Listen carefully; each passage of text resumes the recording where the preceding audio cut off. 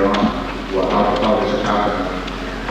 That Cold Lake is in Treaty 6. Is there a story to that or a tradition to it?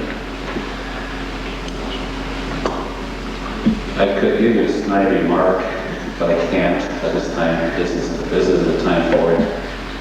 No, there's no real reason that I know of that I've ever run across in oral tradition or otherwise why Cold Lake Den were involved in Treaty 6 rather than Treaty 8. It might have to do with geographic configurations. What geography are you referring to? We're talking about certain delineations that may have been imposed on Treaty 6, geographic delineations. I believe that before the commissioners arrived to negotiate Treaty 6, that they may have delineated on a map somewhere, the limits of the territories that they wanted within Treaty 6. If I understand you correctly, you're suggesting the line is drawn on the map somewhere else, and where I'm not saying when it could have happened. Indian people says as long as the waters flow, meaning the birth waters that are released before the woman gives birth.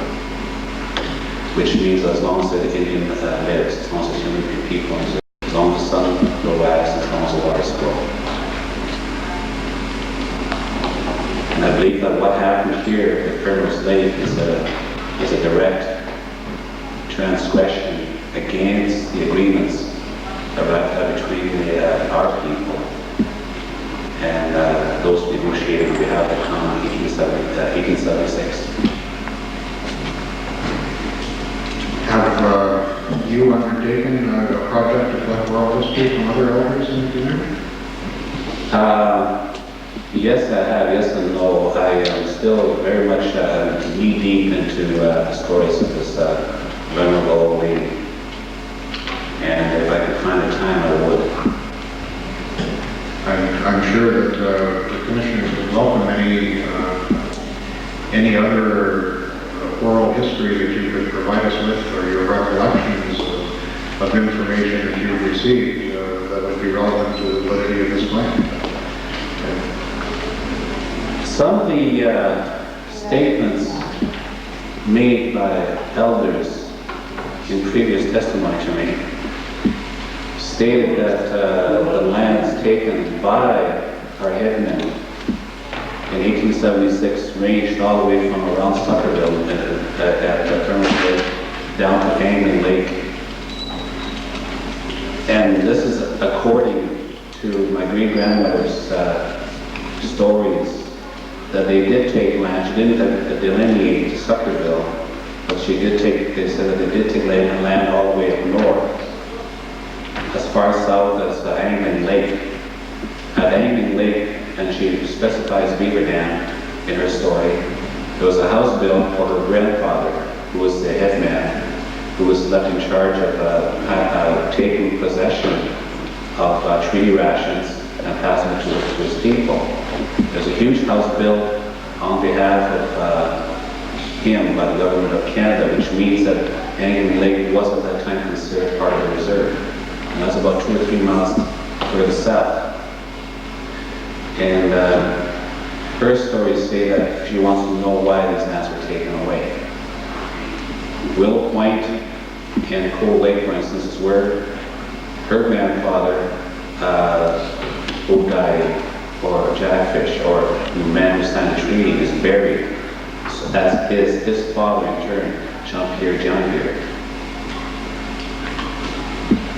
He had taken that land, but it's no longer part of the reserve now. People will understand what happened. Willow Point is on Cold Lake? And Cold Lake, yes.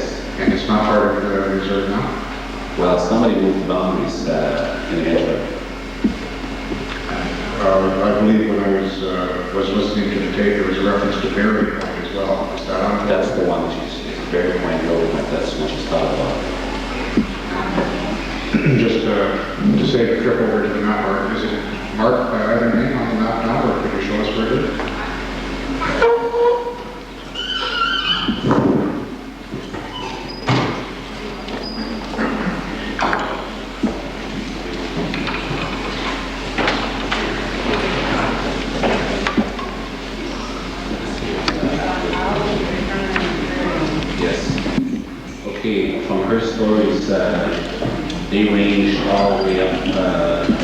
the story she went, where she went traveling, she had gone far north of London and Nazi and east and north of the Indian territory, or Cree territory, probably east north of this area from this lake. And she said this was always our land. Always has been and always was, and she wants to know who moved the boundaries. And when you indicate that two of the original John Deeres are buried, that very point, or Willow Point, that's it? Yes, it is.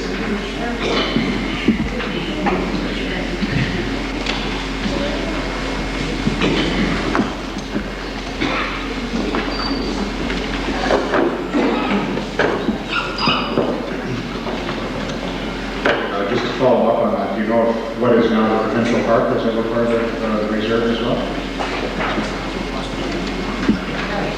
From my own feeling, it was part of the reserve back when. From Granny's story, it may not have been on this one here, but in other tapes, Granny has stated that his grandfather had taken that land at Willow Point so that people could have quick access to good fishing spots. And it's true, that's a good fishing spot for the lake itself. And he has built a house there, and that's where they're buried.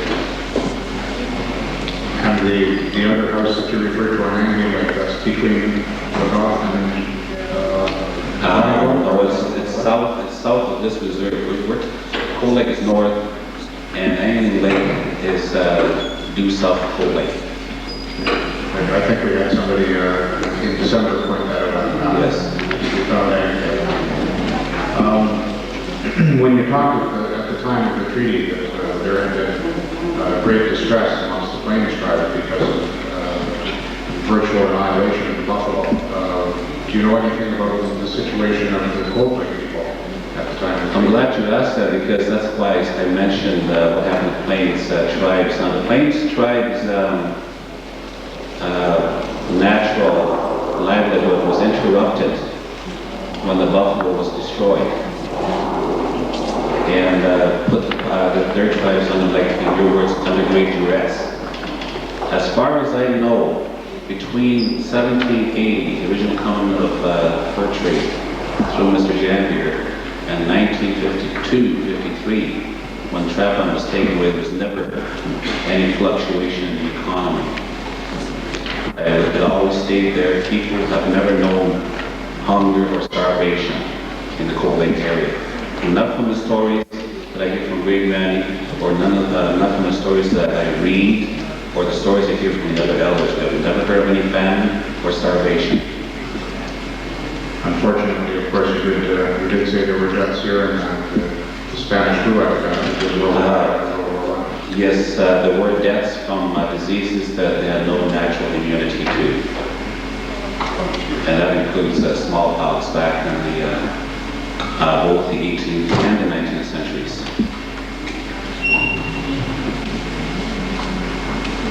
I'm sure you could, I don't think entertain is necessarily the right word, but I'm sure you could inform us for hours yet to come. But for the moment, I can't think of another question or area that I would like to explore. Apparently, council don't have any questions to suggest to me.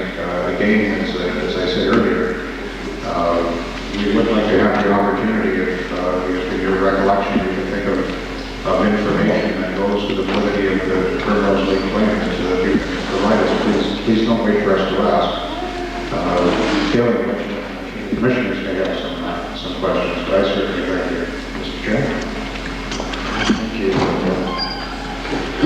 And yes, and thank you for the presentation. I can't agree more with Mr. Anderson. I don't think in our wildest imagination we could have possibly thought we were going to hear somebody from that period, and we appreciate, I can see how it could be moving to you. It's equally moving, perhaps not equally, but certainly much moving is just to think about that. So thank you for that. I don't have any questions at this time. I may, as soon as I'm going to defer to my colleagues for the moment here, ask Mr. Dollar if he has. question of the boundaries, as far as the northern boundary being as far as Primrose Lake or even further, was mentioned several times here and the previous here. Are there, do you know, any research or specific claim submission into that alleged boundary movement by the Cooley First Nation? I didn't quite catch your question. Yeah. Has anyone done any research or towards developing a specific claim on the boundary that Cooley First Nation? I know that we have boxes of files on history and of the area plus our claims. Now, as far as the moving of the boundaries, I have no idea. Now, the territory of Treaty 6, moving, coming south of Primrose Lake is news to me. I'm not sure when it was drawn up, and I'm not sure that anybody on this reserve knows when that was drawn up. Much like we don't know when the boundaries of the reserve were moved, so that the Indians were left with much fewer acres on the reserve.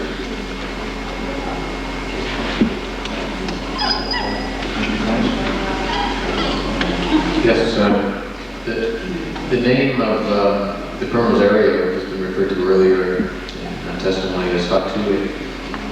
What does that stand for? What does that mean? Hatui means Goose Lake in my language. Goose Lake? Wild Goose Lake, yeah. I'm sure it is. But a lot of times there's another word for it, which, like my great grandmother would call it ane. That's that whole area. It's unspecified. Anete. Hatui is Primrose Lake itself. And this relates to the question Mr. Belbart is asking, but it seems curious to me that part of the reserve lands which were set aside under the reserve are on Primrose Lake itself. Given the importance of Primrose Lake and that area to the people, why was no part of the reserve set aside up there? Do you have any knowledge of that, or are there any traditions on that? I believe from my grandmother's stories that people always felt that it was their land, that nobody could take away from them, that they would use the land as the generations did before. I believe that, like a lot of people say, you know, where is the paper? That people never believed in paper. I believe that in under treaty, they would be allowed to exist as they did before, making a living from the lands that they had used before the treaty. And this is where the trap lines came from in the Hatui area. And the research that you've done, the Cold Lake First Nation people were using those lands Hatui around the Primrose Lake in a traditional way for back to the days of Jambier, the original Jambier. When Jambier arrived, I believe that it was around Suckerville that where the people were living at the time. Unless somebody can point to me anything different. I believe that the people here have been indigenous to this area for untold centuries, even before then. Because the language is completely off the area. We have a word, for instance, in our language which means road, tulu, which means frozen water. So that their route was frozen water in the wintertime, which invokes to me a thought that they did a lot of their industry in the wintertime also. And the research which you've done indicates that the village, Suckerville, as it's been described in these proceedings, was the center of the community? No, to be honest with you, that's not part of my research. I'm doing research through grannies on other stories. What I heard was from people that Suckerville was the center. From my experience, it was the center. I went up there to the office to the travel line with my father in January 1947 when I was very young. We went to Suckerville and we traveled from there. So I have no documented proof that how long Suckerville was in existence. That's what your question is. No, well, I'm just trying to find if that's part of the tradition of people of Cold Lake. The tradition of people was that they ranged all in that area. I believe that Suckerville was born as a result of the demands of the fur industry. There were some mink farms in the area, fed by what the white people call, well, I suppose fish that they couldn't otherwise get rid of, and that's marias and white suckers. That's why it's called Suckerville. I remember piles of mink from mink farms on the beach at Suckerville. But the whole area, from my own research, from my interpretation of stories from my great-grandmother, that area was always indigenous to the people here. And I would assume that because the area that we're talking about has been a part of the bombing range closed to the public and to the Cold Lake First Nation, that there have never been any of the historical studies, or in some cases archaeological studies, that you might find in other parts of the province. I have no knowledge of that, so I can't assume anything. You haven't seen any of those kinds of studies yourself? No, there have been some archaeological digs, but I believe they were south of the area. Now, the person that was involved in the archaeological dig is another band member. His name is John Jagger. I believe about 4 years ago they went in and dug up a site. But I do know from my great-granny's stories and other stories that people have always been there. People have lived and died, and a lot of times they were buried near the places where they lived. So that was a question I was going to ask you. You've studied a great deal about the stories and the traditions. Are there areas in the Primrose area which are of importance in a spiritual sense to the Cold Lake First Nation? The whole place was important in a spiritual sense. People traditionally did not put up a fence and say this is this land, that is that land, or this is your land, or that is his land. People would travel and roam the area in family groups, particularly in family groups, and use whatever is necessary. Sometimes people from her stories, my grandmother's stories, people from up around Alacross would come and meet with people from here on the trail, the mountain trail. So the whole area was sacred. People were very spiritual in the days. My great-granny would say that all what the Creator had created had a reason for being. The Creator never made anything haphazardly. By the same token, people understood nature as God's creation. They didn't own it as such. It was there for them to use until the end of time. And this was the assumption that my people had. Apparently the government would come in and put an end to time sometime, but they didn't know that.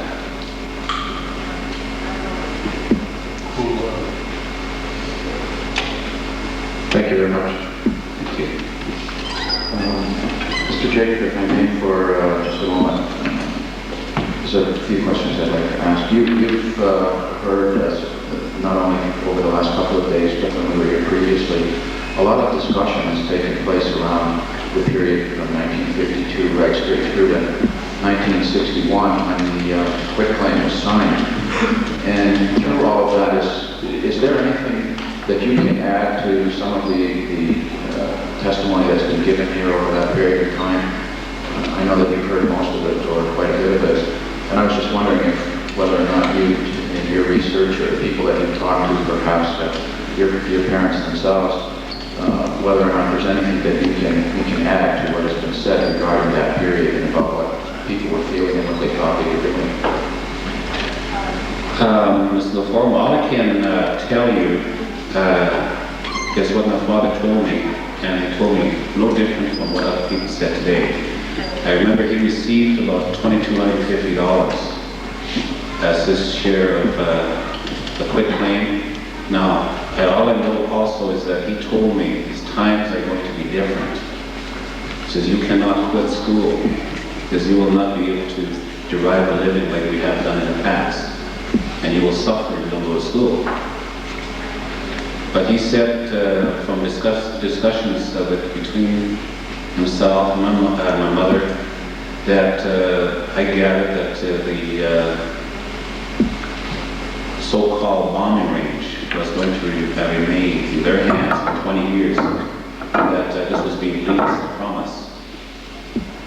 And that I also have the feeling that the payments will continue yearly until the end of the lease, at which time the people would resume their livelihood or renegotiate the arrangement. Thank you, Mr. Jacob. Bear with us for a little while, please.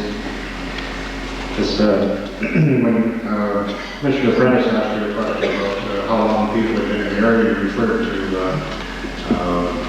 the use of the language and the tradition of the language. There is a study or a science of linguistics that tries to determine age and locality of people based on the use of the language and the interrelationship and changes with the languages around them, the dialects around them.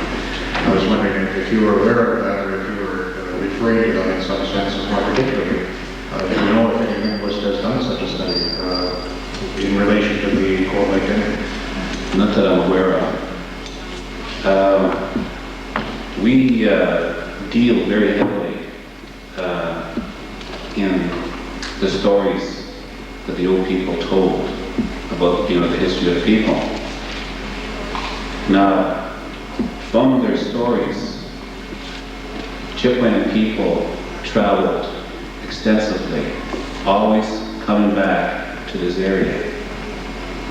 Now, there's another tape in my possession, I can find it, where great-grandmother talks about going from this continent or from this island to the other island at a time when the land was more connected, there was less water. Not only the people, but the animals traveled back and forth. Now, anthropologists have said we came from Siberia through the Bering Strait. Our people, especially the elders towards the south, said that's not true. They can't prove that. Our stories state that we were created here. Now, if there's no proof past 30,000 years, that, some anthropologists say that there has been proof that Indians were here 30,000 years ago. Some say 10,000 years ago. Some say previous ice age. I tend to believe oral tradition more than believe anthropologists. I'm not trying to discredit anthropologists, although we swear by the Bible on guys. I believe that my people were created on this continent.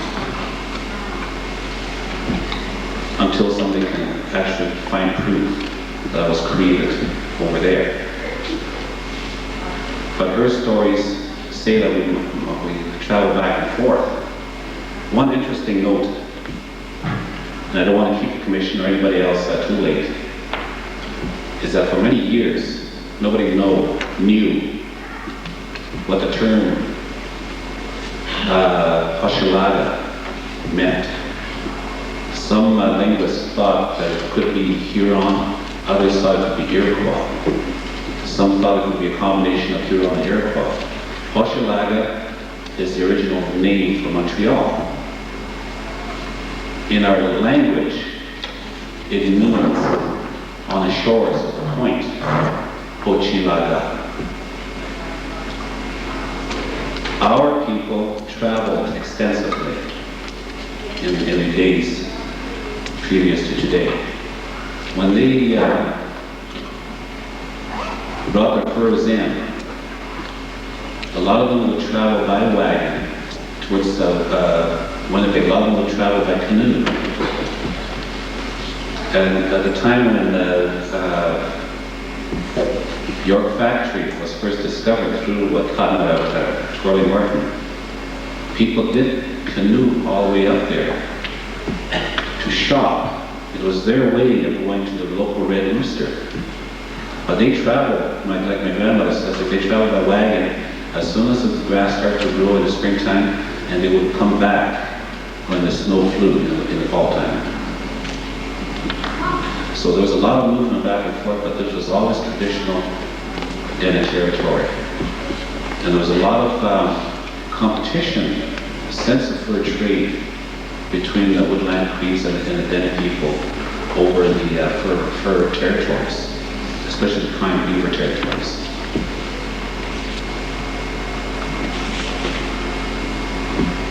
That's fine. I think perhaps Mr. John Van here is intending to be before the commission tomorrow, and he was involved, as you mentioned, in some archaeological days to the south.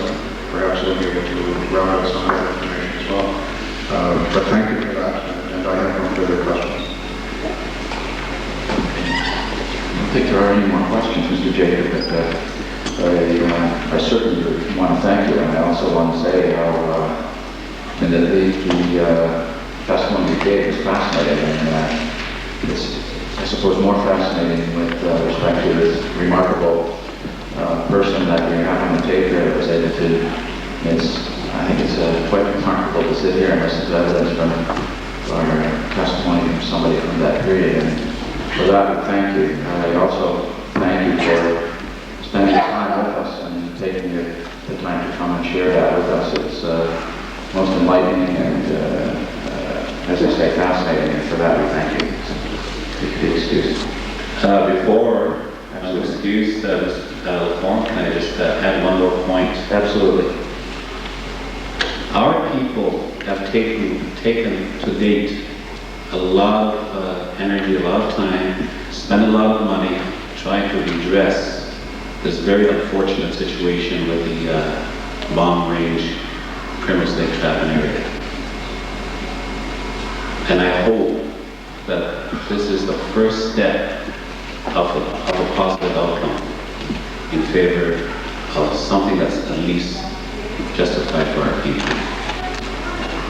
And on behalf of myself personally and my family, and in the memory of our older people, thank you very much.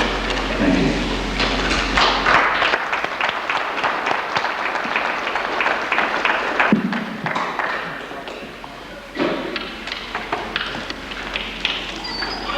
Okay, now that concludes our witnesses for the day. Like the previous witnesses, I want to thank them all very much for their patience, the information that they brought to us, the help, the tremendous help that they are being to this commission. I must also say at this point, I'll surely want to say it again tomorrow, the interpreters, I want to give a special thanks to them. They've done a remarkable job. We continue to be appreciative of that. What we will do now is adjourn the session. We'll reconvene tomorrow morning at 9 o'clock, and I expect that we'll be concluding this portion of our inquiry at that time. So before we leave, as has been the custom, we would ask to close it.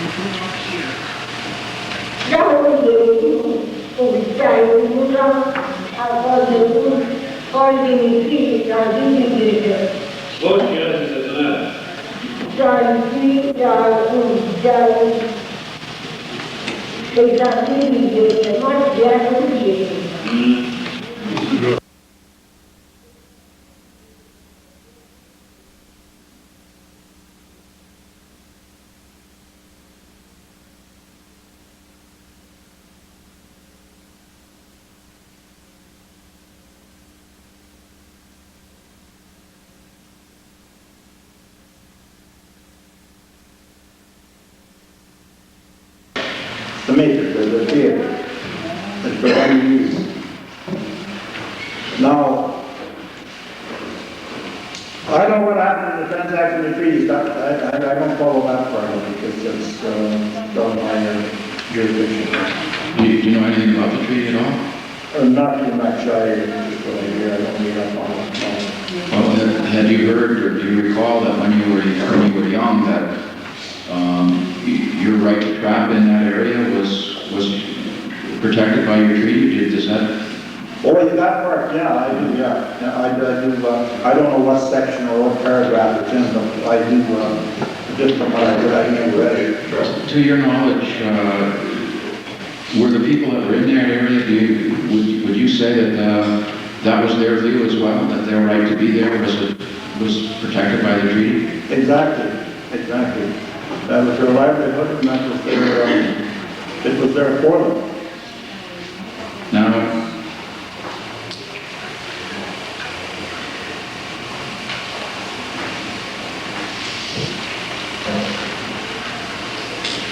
in terms of the farming, do you recall in and around 1960 or perhaps late 50s, was there ever any indication to people from this community, or were you aware of any kind of arrangement that said that your people were going to be provided another way of life to make up for the loss of the trapping? Yes, I did hear that. Right, I did hear that. Okay, could you elaborate? Could you tell me what you heard? Do you remember? Well, I think I just indicated moments ago that what I did hear was that they would review periodically see how what progress they were making in a different direction, but it never did happen. So let's say maybe 4 or 5 years from now, okay, Pierre Hardy making all this, since you're off the bottom line, but nothing like that ever did happen. And never come to me and ask me how you doing. No one ever What have you did. done since? Do you know of anybody that anybody did come to? Did, I mean, did government speak to anybody or talk to No, anybody? I never ever heard it. That was it. That shut off right there. As far as I'm concerned, I've never spoke to anybody, no one ever approached me, and I've never heard of anyone coming to this area to see or to investigate or to check to see how the people are surviving, how they were operating. Now, do you think that if the band had had any help back in that period, that it would have been of assistance? Just kind of, yeah. In other words, let's say, Just try that again? yeah, no, if the government actually, in your view, if part of the deal was that you were supposed to be trained and provided other ways to make a living, to make up for the tracking, is it your belief that if that had have happened, if they actually held up that part of the bargain, that it would have assisted the community? Yes, I think it would have, yeah. It certainly would have, yeah. And was it your view, did you ever believe that those people would get back into the Primrose area and carry on trapping again someday? Well, times have changed. If they got that back in 20 years, if that got the bottom rate back in 20 years, for one thing, if the officer was to take it back for the safety, it wouldn't be safer. Since then, now the gas and oil exploration has moved in. The population has started to increase in that area. The respect of the hunters and trappers is not here no more. You hear of accident shootings there just every so often. Had one here last summer. But it wouldn't be, you should be in danger. You could have gotten back on somebody shoot people. Now, you also talked, Mr. Matchoy, about when you came back to the community, you noticed a difference. Is it your opinion that that difference occurred as a result of their loss of those hunting and fishing rights in that area? Exactly. And I support that 100%. What did you see when you came back? What did you see with your people? Well, you could tell by the elders in group sessions, the atmosphere has changed. Their laughter and jokes and the festivities and gatherings were starting to peter out. Did you notice whether alcohol was a problem? Well, yes, it was coming on then.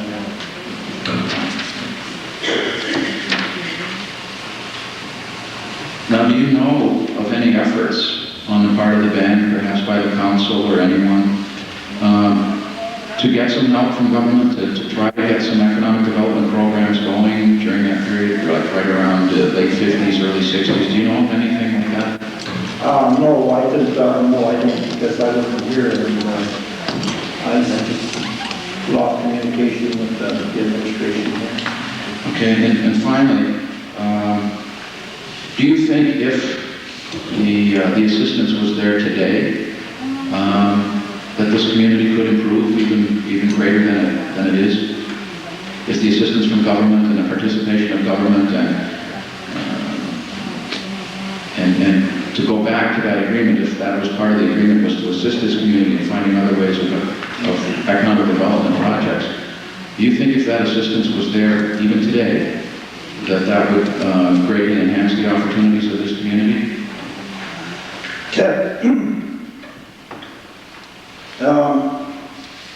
Yes, it would. It would help. And on the other hand, you must remember here, you've got a complete change of lifestyle. Now, to make that adjustment, if you put a handful of money here, and that change of that lifestyle varies. Well, one guy's going to make use of it and the other one's not. So, if they would have carried on assisting the members on yearly terms and training people, help them, assist them on their farms and develop, to try and get adjusted to a new way of life. Yes, I would say that would be beneficial, but to give them a whole bunch of money and say, here's $10,000, one buy, that's yours, do whatever you want with it. Well, I don't think that would be the answer.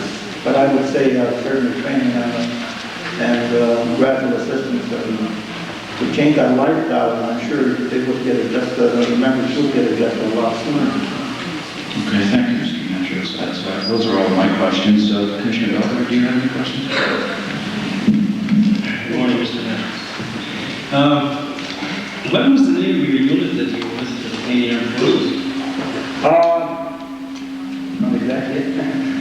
The 2nd of February, 1962. Or just your unit name? I think, right? What unit were you in? Well, I remember the Prince Patricia Light Infantry, like the Airborne Regiment, but they transferred me out of there, went to the Royal Edmonton Regiment, and then I got transferred to 25th Brigade because the Prince Patricia Light Infantry were 25th Brigade with the Korean conflict, and the 27th Brigade, that was the Royal Edmonton Regiment, were the 27th Brigade in Europe, and that's where I got pulled off the draft and sent over to Europe. You're too tough for the Airborne Regiment. Well, I was really in for that, but they were, I don't know, I guess they thought I was NCO material, and they sent me to school, and I went to some courses, and I became a sergeant. I'm a sergeant, like, when I first started, and I done quite a few courses, and it educated me, and I did go on. Did you ever try to find work at the Cold Lake Air Base when it was under construction? No. My intention to, when I got out of the service, was to get into the RCMP, which I did. I got endorsed for the RCMP. Matter of fact, all I had to do was find a dotted line and I was enlisted. And they made me a good offer. But I guess it just wasn't meant for me to be an RCMP alone either. I don't know. Going back to my kinfolk, my mother's dad was a Scotsman. He was a blacksmith and mechanically inclined, and my uncle on that end was the same. He was mechanically inclined. He was a welder and Northern, and actually that's just more of my way of life, is to go into mechanical repairs. Last question. You said that you average $3,000 per season while you were Cold Lake. Does this include the value of the meat that you kill, the berries, what makes it $3,000? The $3,000, I would say, like, when I went in the fall of the year, say my draft between October and December, I would maybe make $1,000. So after that, maybe I go to a logging camp and stay there till maybe March, April, maybe another $1,000. Then I go back to match in the spring, and then maybe around $1,000. This is about the way it went. So I had a choice to go either way. Still come out with a few bucks and then survive through summer and then work on the farm on summer. And you mentioned that compensation amounted to $500? I beg your pardon? Your compensation payment amounted to $500? Yeah, right. What do you think of that? Is that a fair and equitable compensation?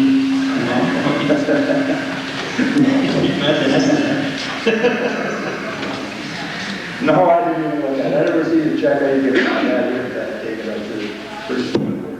It's not really for me to even look at it into another direction. Okay, thank you, sir. Commissioner Price. Thank you very much. I wanted to carry on that same line of questioning. Your family at that time would have had a successful farm, a 60 to 70 acre farm. And I presume that's where you were raised as a young lad. And your father also would have trapped in the Primrose area, is that right? Right. There were quite a number of families that had the same combination of lifestyle and income, is that right? Right. And I'm less interested in the absolute dollars of how much money you would make from the Primrose area, but can you tell us what percentage of your livelihood as a family would come from the Primrose area?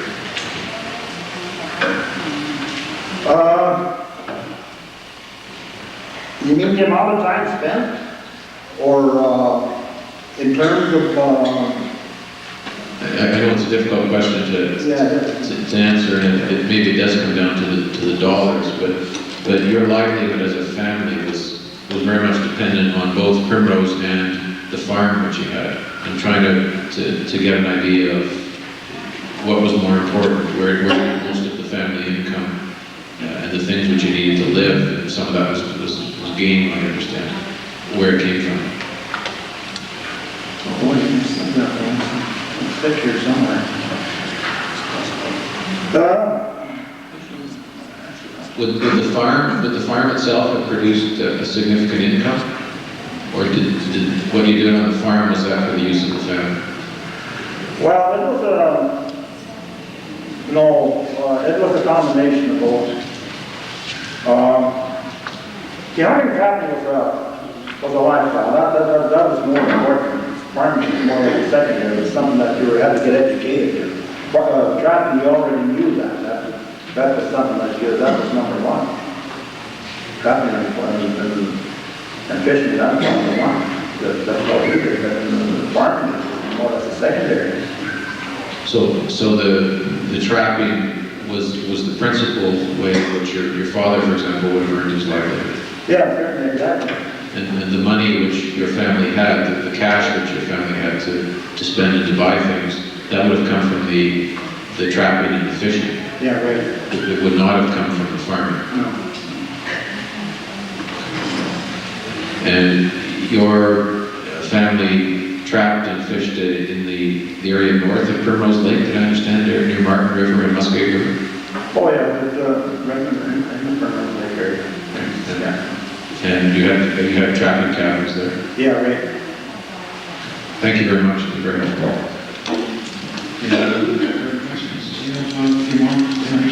A few more, very briefly. Mr. Matthew was looking at his watch too. Okay, get out. There's a message in there somewhere. The one question that was suggested to me is if you could tell the commissioners how you got lumber to build your first house. Oh, well, let's see, I was about 21 years of age at that time.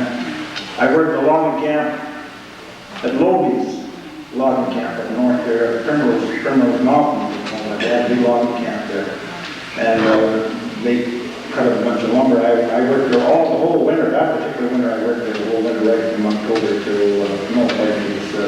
December to November. And what they did was they couldn't pay me in cash until they sold or market their lumber. And the market wasn't due until maybe in the spring after the lumber was planted.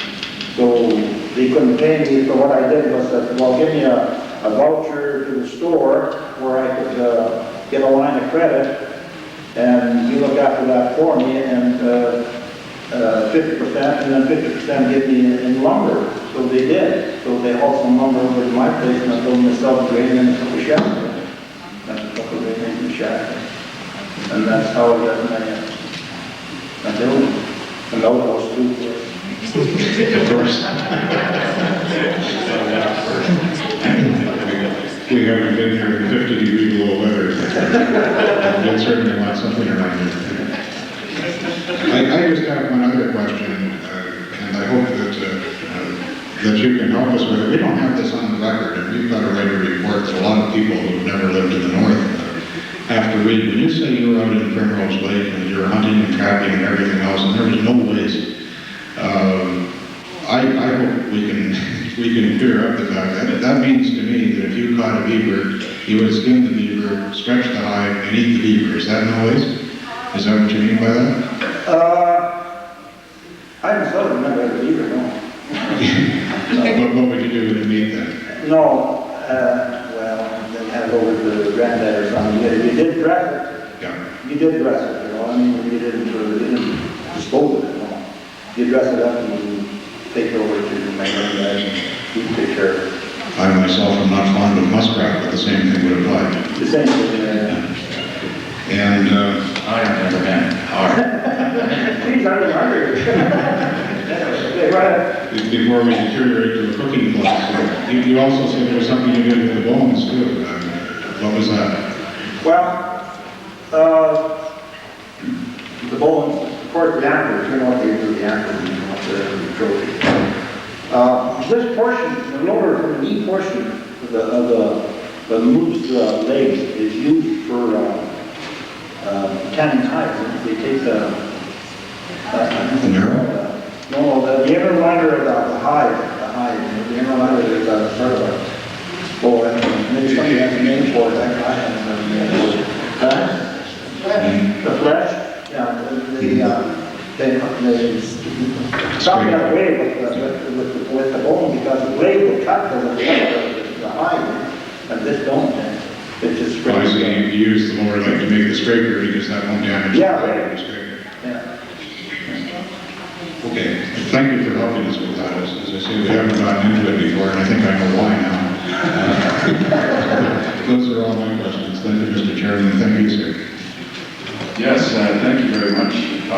Do you have anything else you'd like to add as a result of the questions or what you've heard? Is there anything more that you'd like to tell us?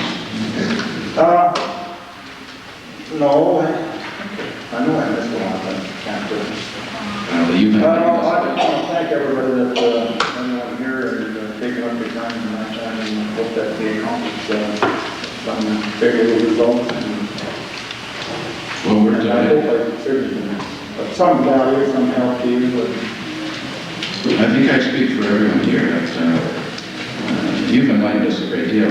Obviously, your life has been very interesting. You've done a lot of things and accomplished a lot of things, and it sounds like a fascinating life. We're delighted that you could take the trouble and the time to come and help us and share with us that experience. It's been most educational, and I have to personally say that it was very enjoyable listening to you.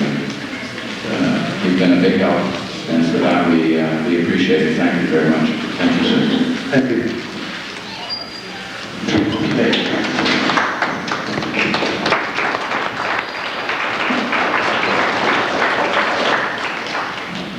We've all been doing our lunches, so I think what we'll do is, what we'll do now is adjourn.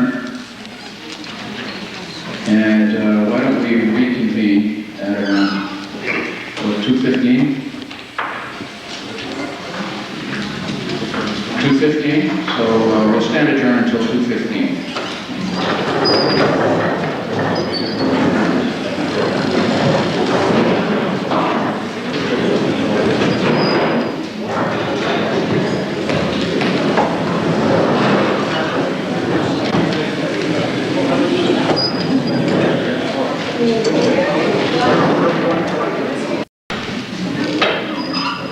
Council, are we ready for our next witness? Yes, we are, Mr. Chairman. The next witness is Francis King. Good afternoon, sir. Good afternoon.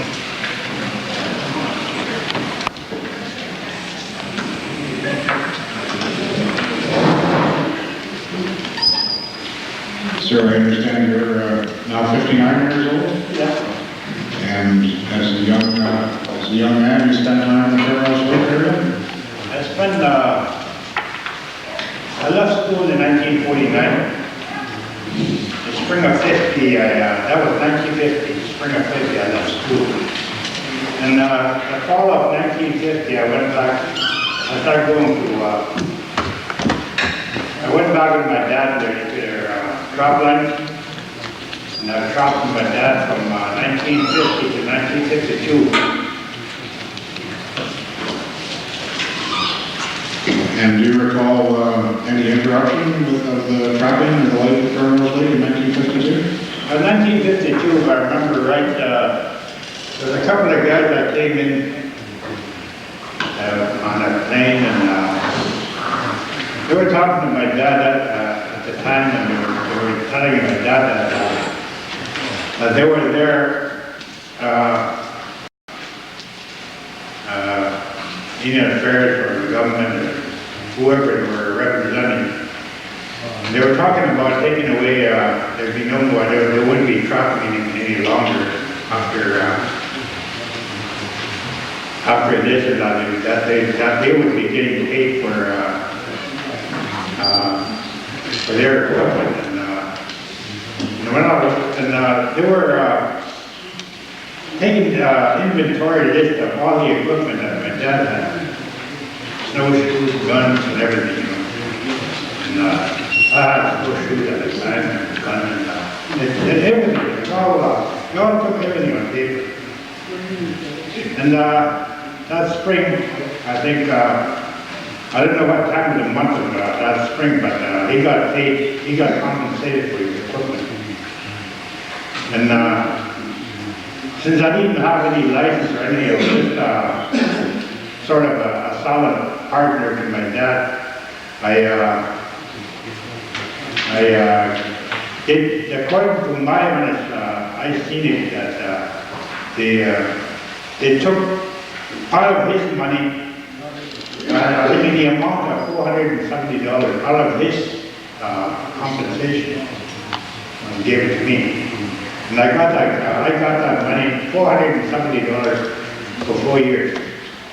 The last payment was 1956. It wasn't money either, it was just POs, purchase orders.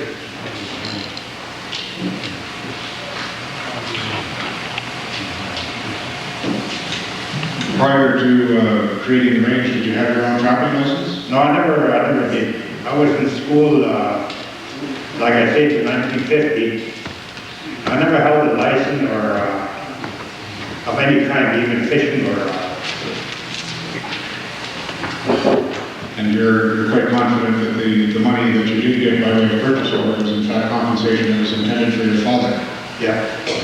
Did you have to sign any papers to get that compensation? No. I signed, I'm not sure, but I'm pretty sure I signed some paper when I got my $470. Can I ask you, sir, if your treaty number is 142? That was my dad's treaty number 75. And was your dad's name Francis as well? No, his name was Teddy. Yes, I see. Also known as Daddy's? Yeah. Mr. Chairman, maybe I'll show the exhibit 1. Yes.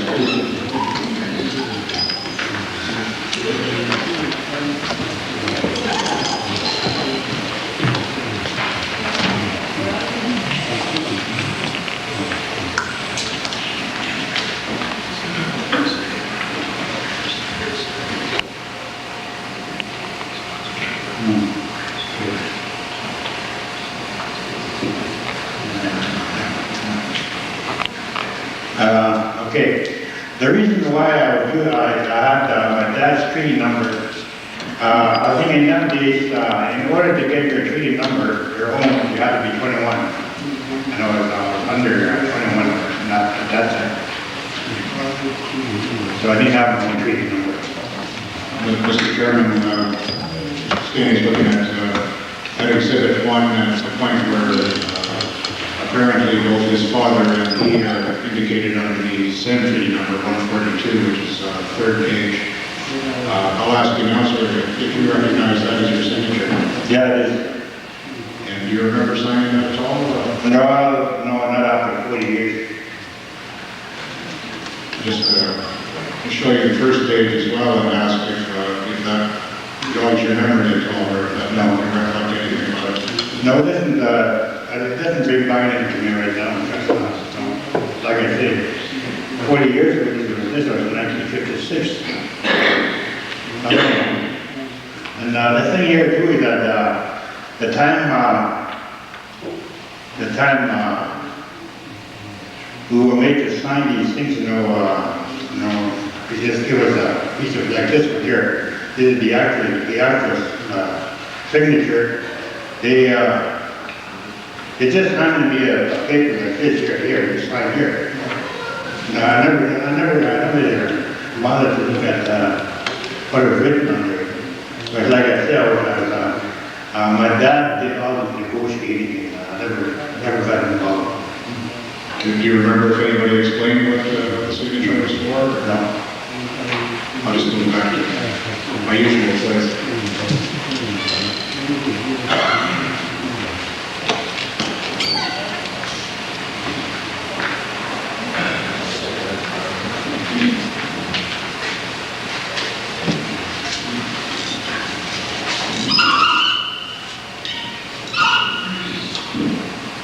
After the range came in, how did you make a living after that, sir?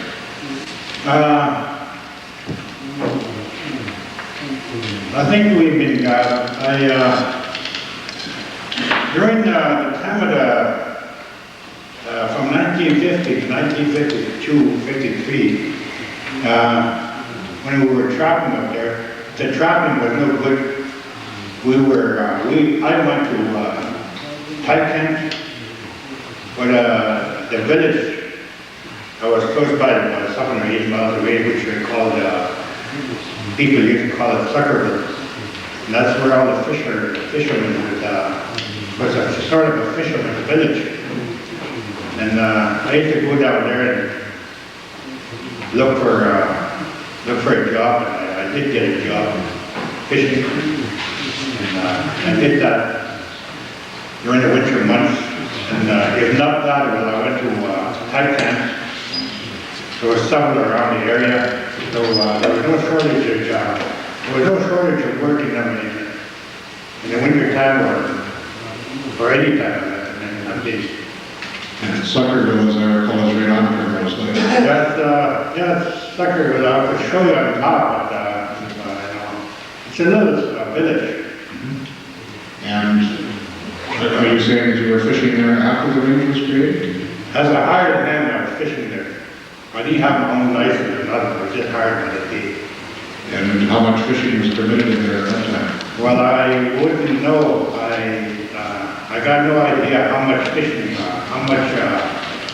fish there was supposed to be taken, but apparently, I suppose there was a quota of how many fish they could catch.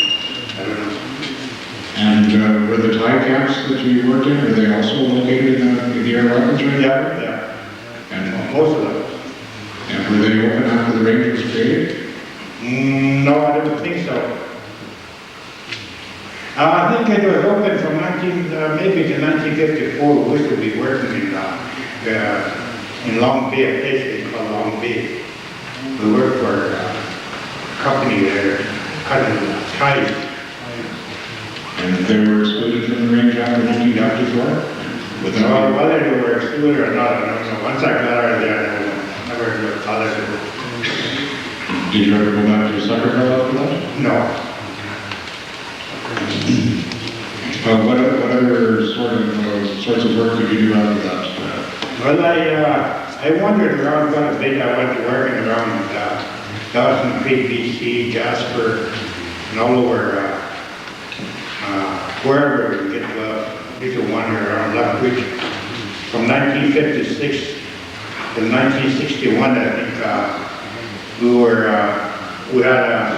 we'd go to Lethbridge for sugar beating during the summer months.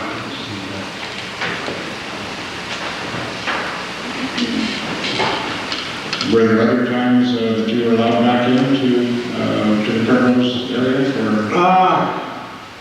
The thing there that happened there is true is that the Indian people from the reserve here negotiated with either the provincial or federal to go back fishing in Primrose during the holidays. And I think they negotiated for about 2 years or something like that. And they finally were allowed to go back to go fishing in Primrose during the Christmas holidays and Easter holidays. And I'm just trying to get a date for that. Do you remember what year? no, I don't remember what year.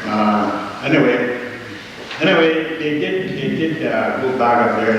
They were fishing up there. There's quite a few fishermen from here.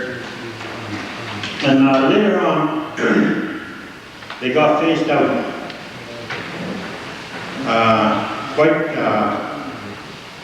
white people that were commercial fishermen, you know, the Indians from here, they formed a co-op. They joined a co-op with the white fishermen. And after a few years, they were phased right out.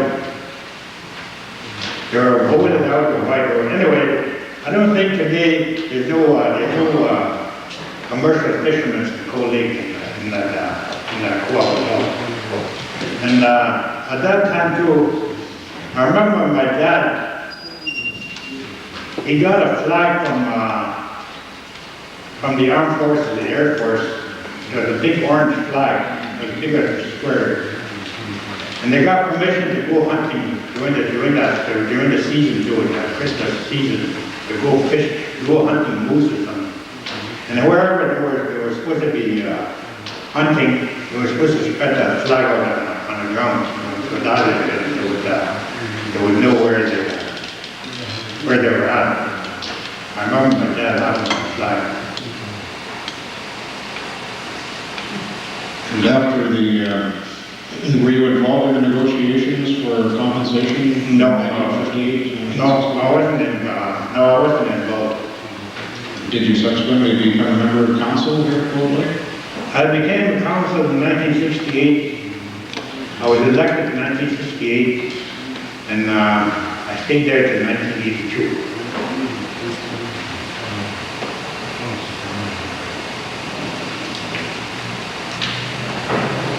And you subsequently became chief of it? Yeah, I was one of the long line of chiefs. I have a list of names of the chiefs that were used to be, for this reserve. There's about 20 of them, I guess. And I was among one of them. And I think they're showing that you were an acting chief around 1970, somewhere in that area. 1974. 1974? And during this period, did the subject of the Primrose Lake Air Weapons Range and the 20-year term become a hot topic for council? It did become a topic after 1972, where my dad used to talk about that they gave up the bombing range for 20 years. He used to say to me that then after 20 years it would be negotiable again. And after 20 years passed, which is 1972, there was no action taken for nobody negotiated anything about that bombing range. And the people started talking about it. So therefore, at that time, I was one of the leaders of maybe I was the council at that time. And the people would say, maybe we should try and do something about this. We did. We started acting. They started taking action at that time. And we went from Indian Affairs would do nothing. And then we tried Indian Association of Alberta. At that time, Harold Herdna was the president of Indian Association. And we tried with them. And nothing ever resulted in our favor because we had no money, money was our biggest problem. And finally, I think in 1986 or something, 87, we took some money out of our land funds and hired Mr. Madeline and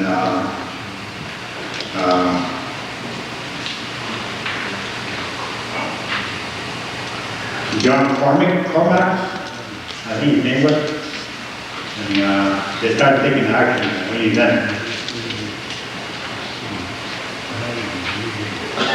Do you remember back in 72, were there community meetings that people attended to find out what was going on? Were there delegations that went to Indian Affairs, or do you recall who went? I believe there was a delegation of people that started to try to negotiate with Indian Affairs and see what could be done about negotiating after 20 years. like I say, reading up and within a very limited, just ignored the whole thing. Do you remember the circumstances in which the claim that we're reviewing right now was submitted in 1975 together with the Indian Association? Yeah, I think it would be fair to say that it was brought in 1975 to the Indian Association. And were there any meetings in the community about sending in that claim? There was a few band meetings, and the people,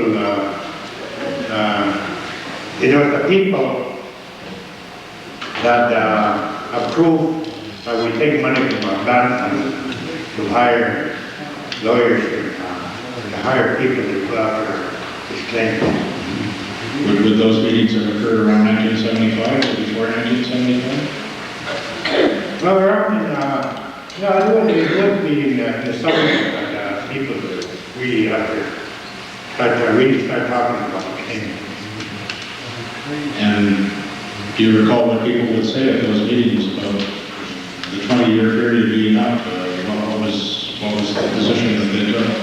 No, I can't,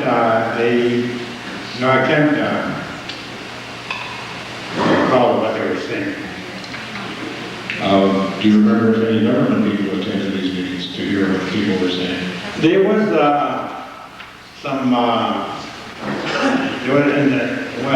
one meeting they had, there was Indian Affairs people, the regional directors, and some people met in the King Saudi people, and we were talking about their claims. The claims was brought out at that meeting, I remember. Do you remember the names of the government people? No, I don't know, I think Jim Ruler was one of them. I'm sorry? Jim Ruler was one of them, but I have a hard time on names, remembering names. Don't know, I can't bring up any names. You did mention that the regional director at that time came to one of the meetings. Yeah.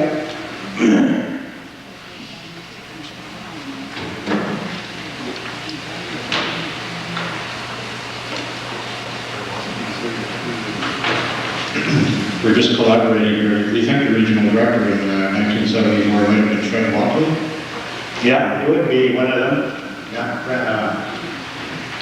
I think it would be him, yeah. It would have been him that may have come out. There used to be a guy running the district, there used to be two offices, one district office in St. Paul and the regional office in Edmonton. The district office superintendent was at one time was Fred Horace Gladstone was one of our regional, the district superintendent. I guess after the claim went in 1975, you were still on council for a few years. Do you remember that being rejected? Or anything the government may have communicated to you about? I wouldn't say that we were rejected, but there was no action taken on it. There was no rejection or anything, but it was on how would you say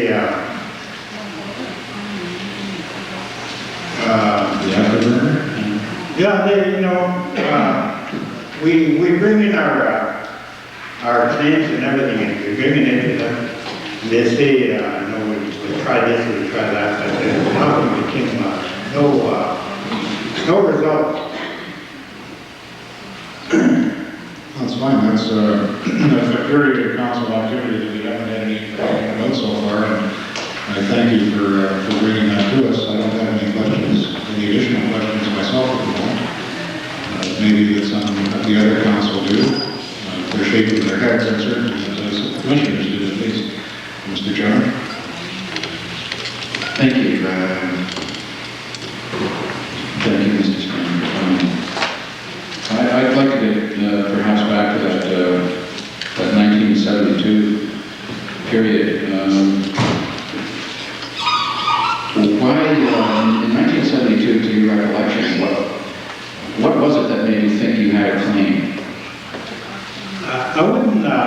I wouldn't say, thinking that I had a claim.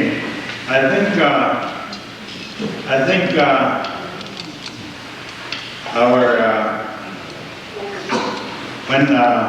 when you say you have a claim, that place over there, Primrose Lake was our livelihood, right, which was taken away. And when that came, when Primrose Lake was taken away, it made us what we are today.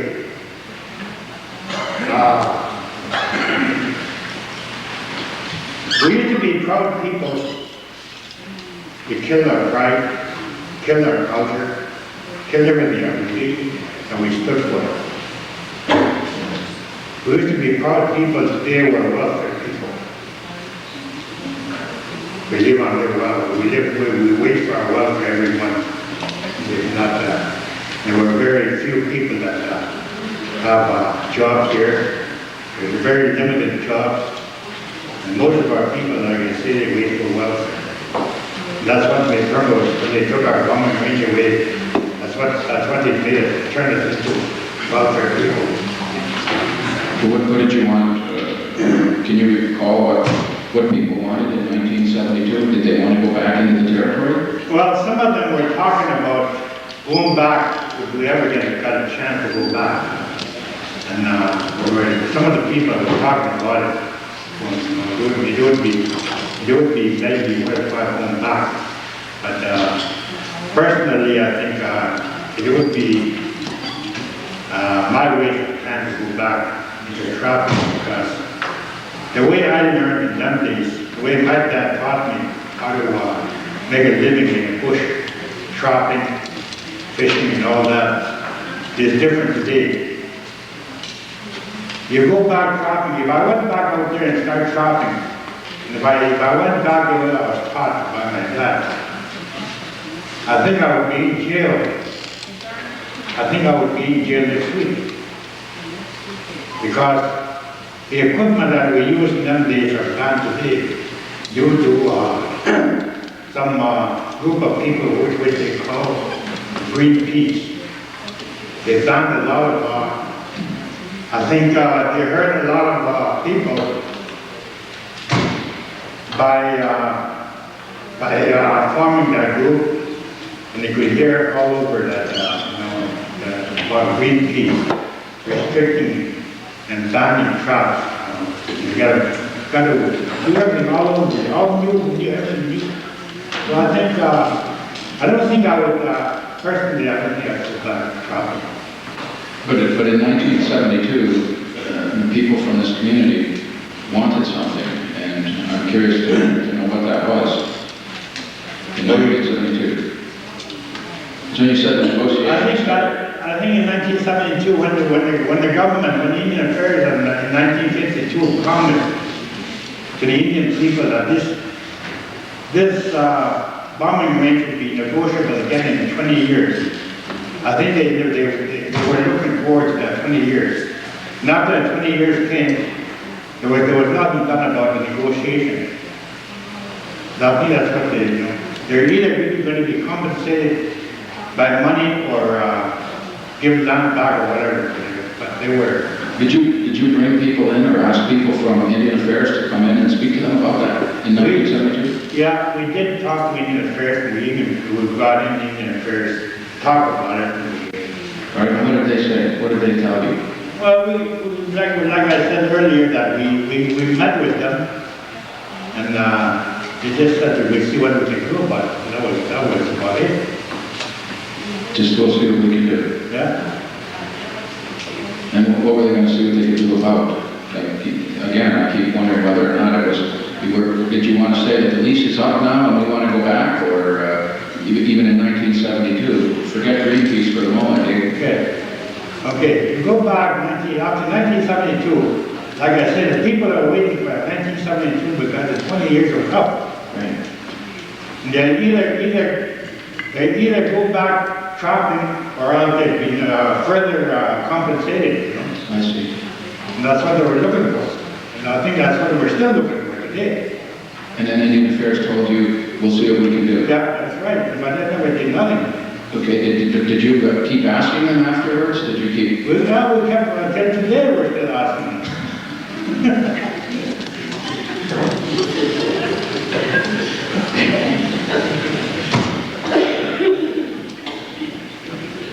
Yeah, you are.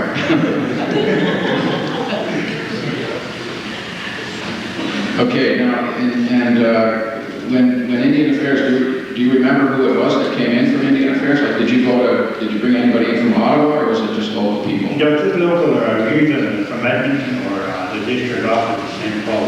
Now, did they say that they were going to look into it on your behalf? They were going to try to Yeah, do they something? were. They said they would look into it. And since they weren't doing anything, we went to Indian Association in Alberta. And we met with Harold Turner. And then even at that time, I don't know what really happened after we talked to Harold Turner, Indian president of the Indian Association. And there too, they were,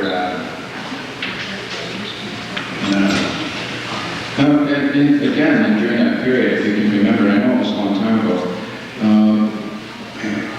was there any discussion about, particularly with Indian Affairs, about saying, what about these promises you made about helping us with another way of life or something like that? Was any discussion happen around that? when you're looking at another way of life, I think Indian Affairs were trying to turn the trappers into farmers. Due to that, my dad bought a tractor from a few farming equipment, and he had 47 acres. But he never farmed. He just broke the land and maybe had about a couple of crops in there. And then he bought another tractor just adjacent to the bombing range. He went back trapping again. Your years on council, and correct me if I'm wrong, but you said you were on council from roughly from 1968 to 1982? Yeah. Now, during that period from 1968 to 1982, did you ever have discussions, you and the council, especially council, with the Department of Indian Affairs or anybody from government about economic development programs or activity in your community? We did have a lot of meetings talking about Vermont Lake bombing range, the way we, they would ask you, how would you like to get paid? Be compensated by people as a whole, or just the trappers or some of that, or be one big compensation. How would you guys like to get paid? Nobody really knew how we wanted to get paid. Now we brought it up to the people, and the people had mixed feelings about how we were going to get paid. That's the trappers, the actual trappers, would say maybe we would get paid the way it was last time, in some favor. And we were saying maybe we would compensate everybody. When was this? Running between 1970s and between 1972 and now. I see. Okay, Mr. Skaggs, those are all my questions. Commissioner Prentice, do you have any questions? Commissioner Butler? I just have one question, Mr. Skaggs. You said that they took $470 from your father's compensation. Was that $470, did that cover 4 years, or is that $470 per year for 4 years? I got 4 payments. Oh, $470 each? Yeah, each. So you got a total of $1,880 Some paid in that area, yeah. for 4 years. Yeah. How much did your father get, do you remember? I don't know, I never kept track of it. And the quit claim, the paper that you signed, the quit claim, was given to you with no explanation at all of what it would take. Nothing, not that I know of. What do you think it was for? Well, like I said, I never got no cash, just purchase orders. And my dad got the cash, and he signed the check.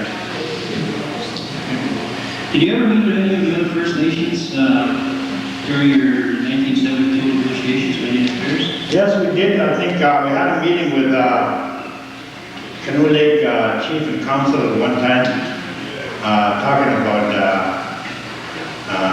the boundary range. And apparently they had a claim too, so we had a joint meeting with them. And we, I think it's a couple of days that we were up there at Canoe Lake. Were there any Indian Affairs staff members there? with No, you no, at that time? no. Just the community First Nations? Interesting. Any further questions, Mr. Henderson? We have one.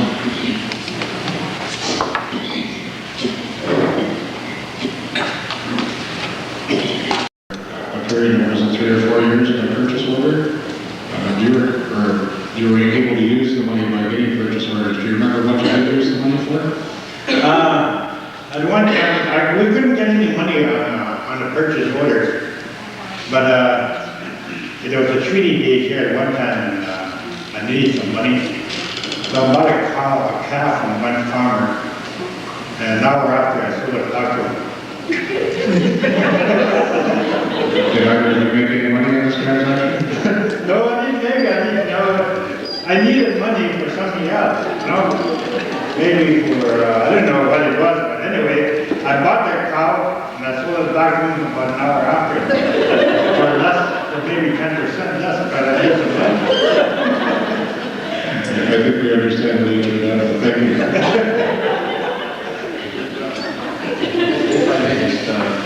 you. With respect to the purchase orders, could you get anything you wanted with those purchase orders, or were they limited in what you could do with them? We got anything we wanted. Like if you wanted furniture, you could go get furniture? Because that time I didn't have a home, I was just a young guy, 20 years old. I didn't even think of my household because my dad had everything, we were living with him.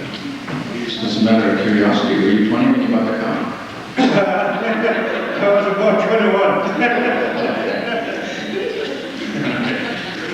Mr. Gallagher has another question. With the fisherman's co-op, this was in Primrose Lake? This is the commercial fishermen in Saskatchewan, which is Pierceland. Okay. And there were a number of Cold Lake First Nation citizens who were members of the co-op for a time? The whole thing started, like I said earlier, that Cold Lake First Nations were the people that negotiated with the government to allow them to go fishing during the holidays. They went through the negotiating with the government, and they got permission to go into the Palmer Range and fish during the Christmas holidays. And due to about a year or so later, these commercial fishermen in Pierceland around the area, they started getting putting their foot in there, and they were talking to a few of the fishermen, and they told the fishermen that let's form a co-op and make our voice stronger. We ask for anything, And so the Indian fishermen from here, commercial fishermen, they did join the co-op. And after a few years, they go into meetings and all that. They start shying away from the meetings and everything. And finally they were phased right out. They lost everything. And being outvoted, a few people that were going to the meetings in there, they were outvoted, and they were making rules and regulations of that. And they were outvoted, and they just got phased out.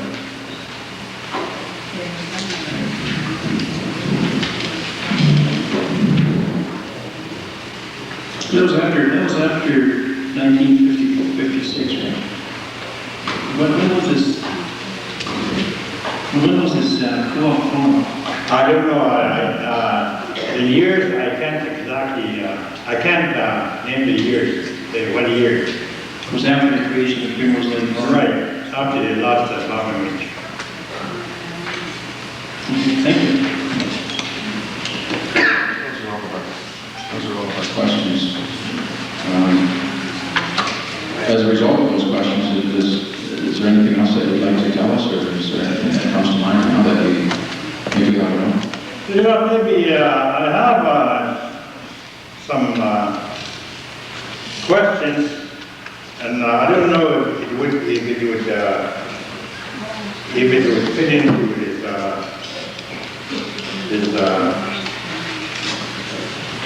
what we're talking about today, but I think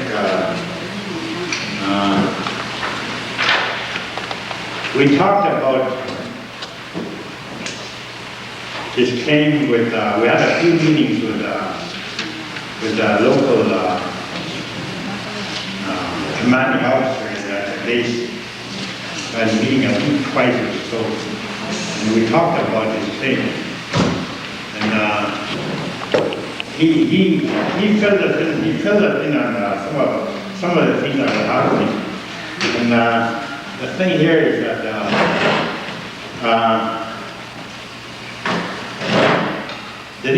we asked him about 1952 when they were trying to get us in fathers or whatever. They wouldn't give it to us.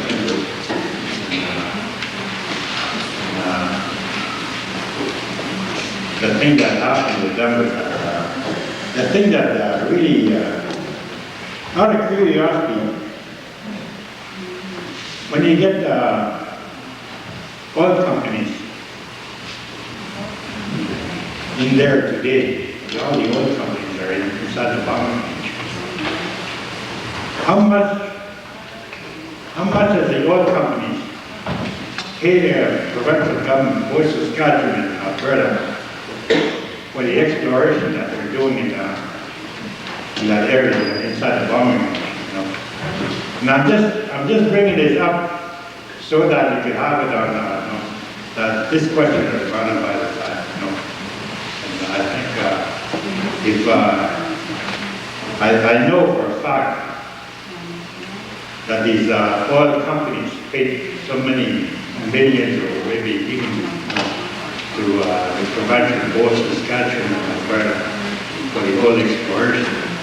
And here we're left out in the cold. And we always seem to be sitting on the inside looking out.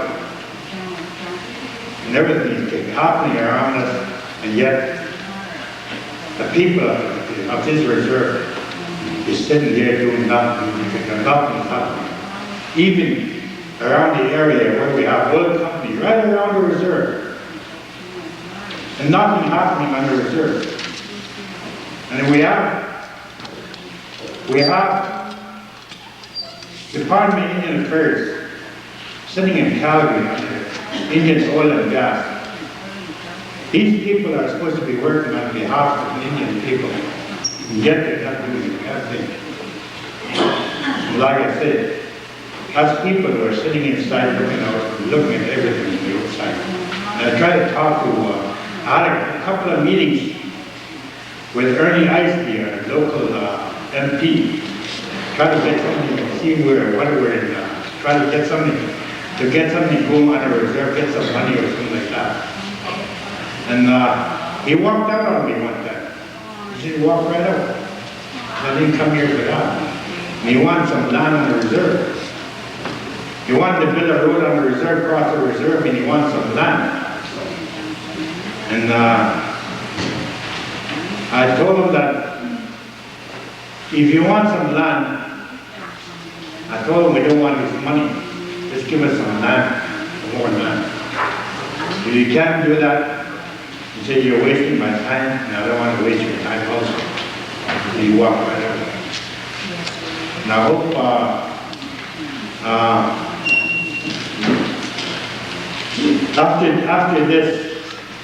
after Thursday, I hope in all the world, and something happens.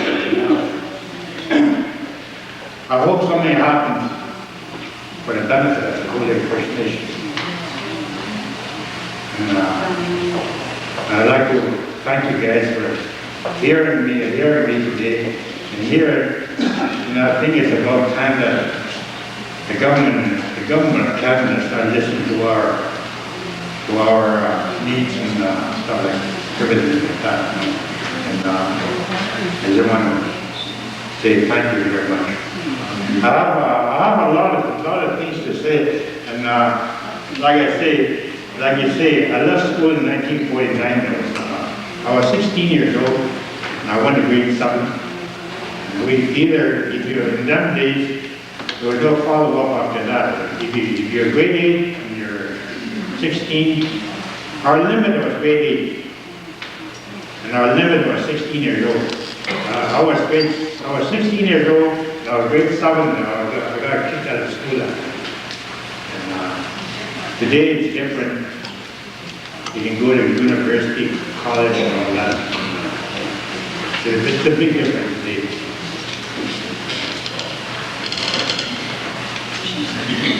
Thank you again, Mr. Scanlon.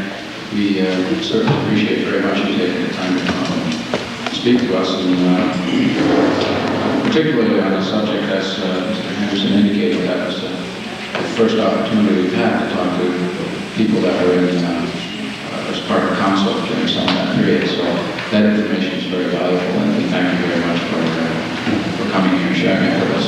Okay, thank you.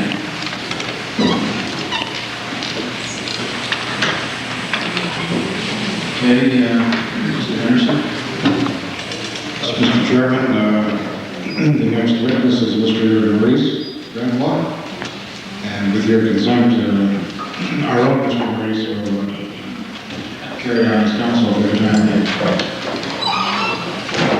Certainly.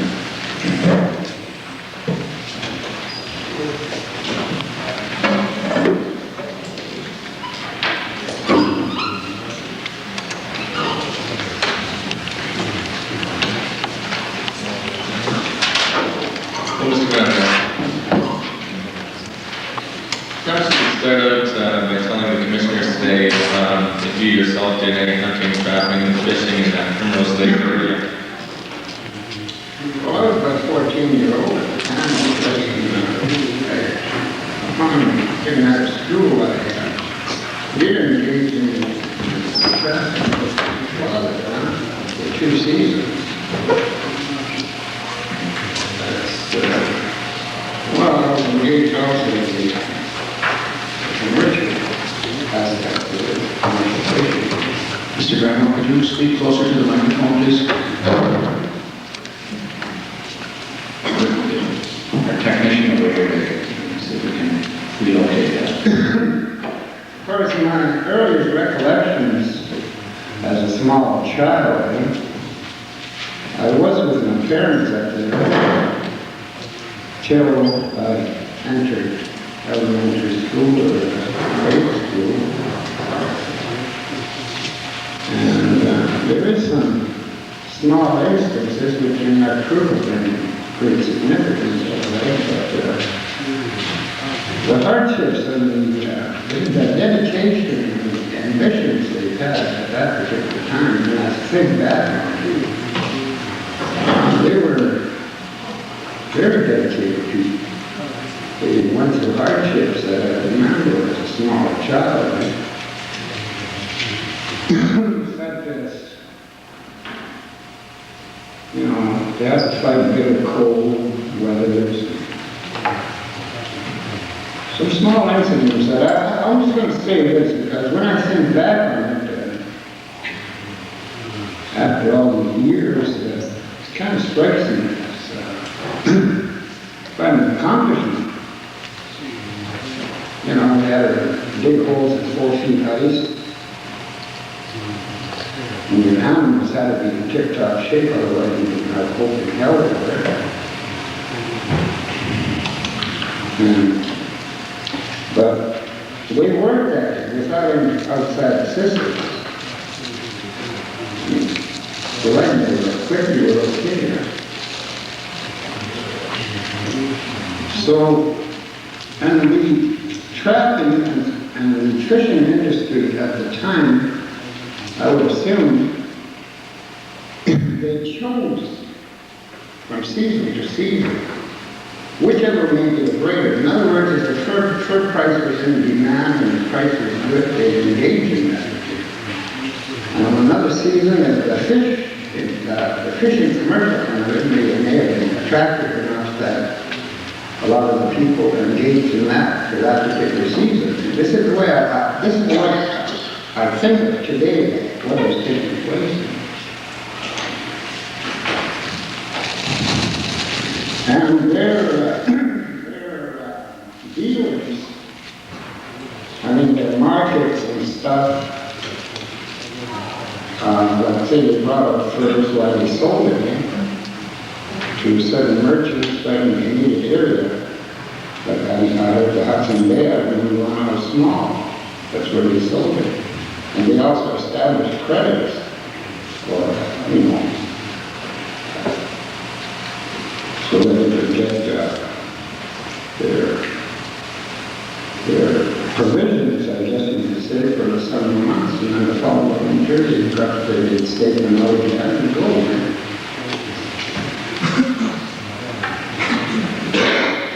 So it was quite a disruption, I would say, when the EMD took over these tracts of land and weight.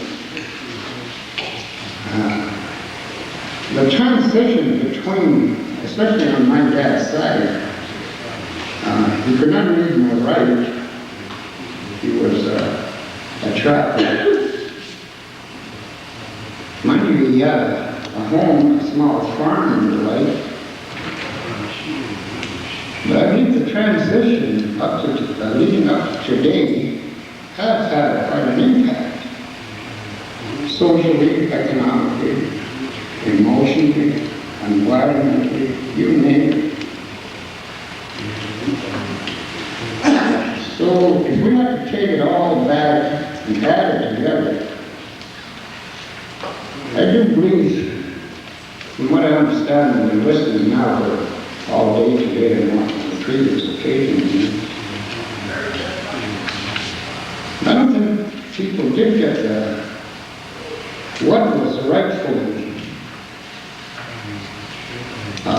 you might say, their compensations were not adequate enough to adapt from a trapping environment to, say, a farming environment. This was very difficult for some, I would imagine, because I remember when parents, during the summer months, they'd be preparing for the coming season. They had all their equipment and Canada with. And this disrupted everything, which brought all the other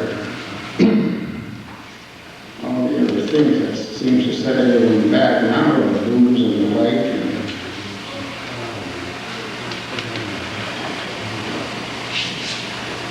And these areas at that time was abundant in fur, fish, the lumbering industry, fish processing. I remember even a fish processing plant at Suffolk, where they processed fish. And all these provided jobs and employment opportunities for what I was younger on at the time, which I didn't engage in myself when 14, 15. And I guess a little while later, I remember they had an agricultural course. I don't know who put this up, maybe it was the Department of British Affairs, but several of us attended this short introductory type course, which didn't prove of much no avail to anyone reading. And like I said, when people lost their traditional and their, what they were most active in, they participated in this wholeheartedly. Well, once they lost that, it seems like they lost all innovations and initiatives and the dedication.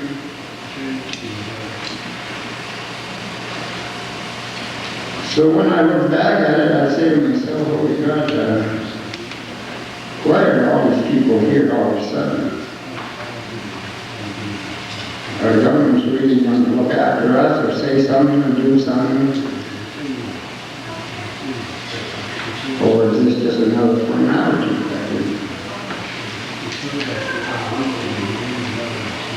So all in all, I cannot go ahead and elaborate a whole lot, but I've been listening about people signing certain documents, because I certainly never signed nothing. And those that did sign something or another, I cannot see any provision in there for the later people like myself, a descendant of these actual people that were involved in that way of making a living. I mean, what was the impact on the offspring and the grandchildren and down the line and the rest of all of us sitting here? There was no provision there for that, I can see.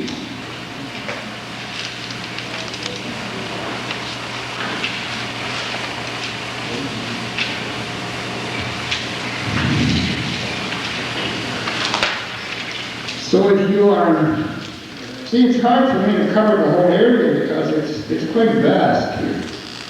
If we have to start thinking of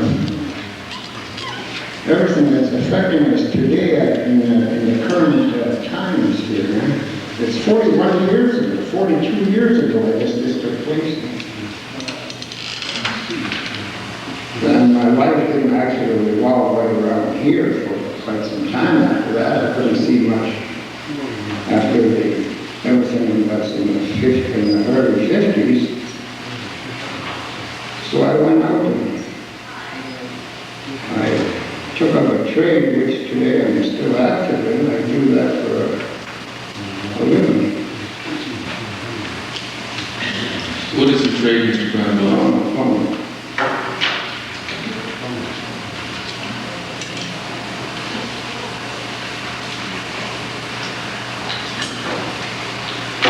That it's often difficult to try and bring all these different facets together and what happened over the course of the 40 years. Maybe we could ask you a few questions, and I'm sure the commissioners will have some questions which arise from what you told us already. You mentioned you were involved in some commercial fishing. To what extent was that? Did you? I was with my folks. Okay. Did you ever do any commercial fishing after the range was closed? Cold, yes. What's your parents? Did they do any trapping as well? When you mentioned that people chose fishing or trapping depending on the prevailing economic conditions at the time, what about logging or other industries in the area? I remember quite a few of them, a lot of people in the area, although we personally, that I can recall, we were involved in as far as hiring college. More or less on our own. How did your family make a living after the range? Well, my parents were already getting up there in the years, and they had cows, they had horses, they had this and that, chickens and the like, and things kept on very well on the plain. So it didn't not really greatly affect that I could see. And then the rest of it came along, I guess, people were on 4-H pensions and the like, and just took over till the parents passed on. And I started the country for some time after that in this particular area. But I still live at the same place. I still have the same home place here. Place where I was born, actually.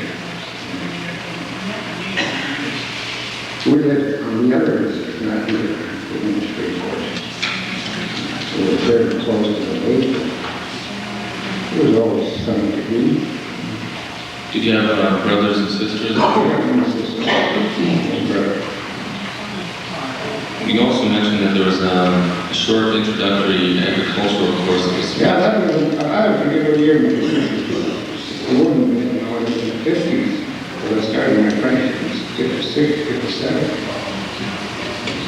So really prior to that, I was about 15. Do you remember who put that on? It must have been done through the Department of Affairs. What was the course all about? What did that entail? Well, it was in a regular agricultural school. And like I say, there's the introductory courses, and you know, more or less informed you about what was involved in a 2-year or so, where you receive some type of degree in the agricultural field. We touched on most of it. I remember that I was on it. Did you become involved in agriculture after this course? Oh, I've done it at home. What type of agriculture were you involved in? A little bit of grain, salad.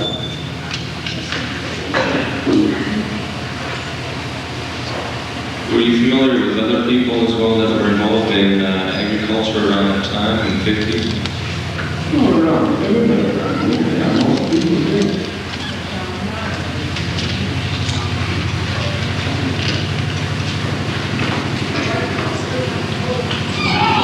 Can you maybe elaborate on what the general economic conditions were with respect to agriculture in this area around that time? I recognize you're agricultural economics. But the prevailing times were kind of offered. Well, to start out again, when horse and buggy days was one of the main means of transportation, getting about in the immediate area, why your feed for these animals was a must. Same with your dogs and cattle. So these things placed in front of you, you had to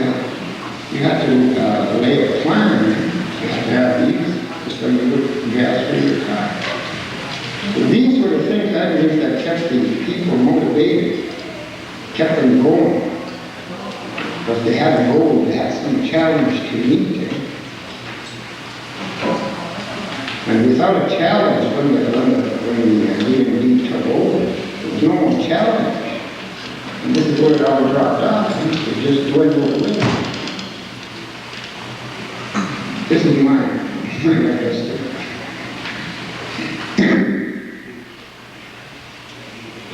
Sorry, Mr. Brown, how old are you? I'm 57 years old.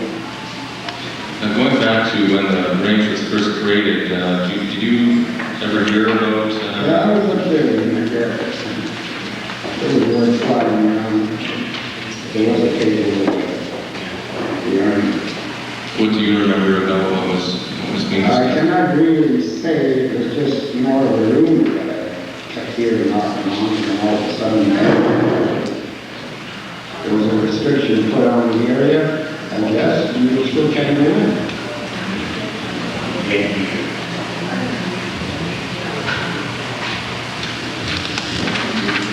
Those are all the questions that I have, Mr. Gradwell. Council may have.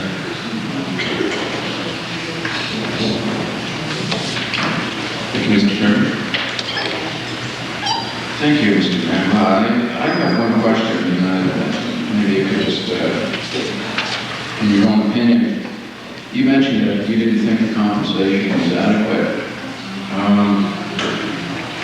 What do you think adequate compensation or formal compensation ought to have been?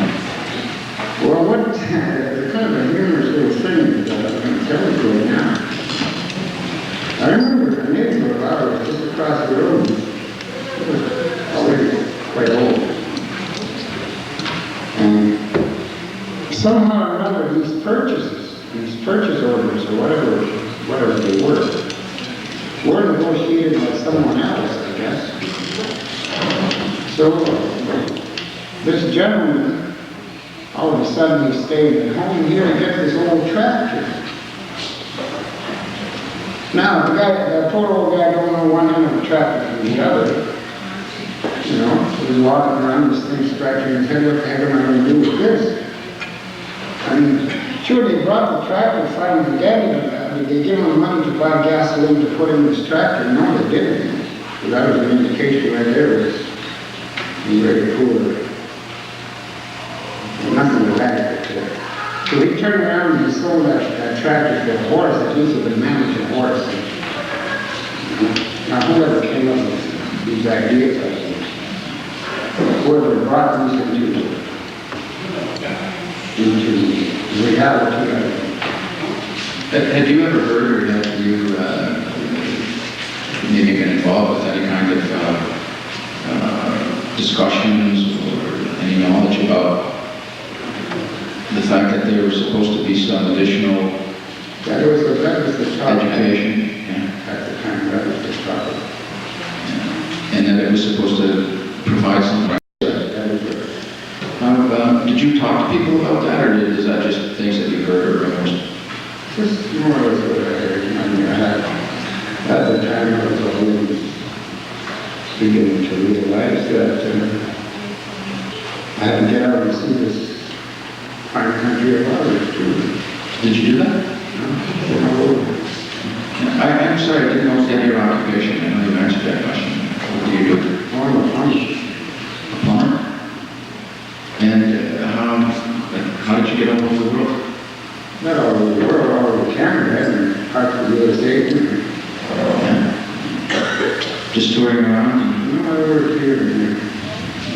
where did you go to school? Yeah. My apprenticeship to the firm was in energy. The only school we had at the time was trade school.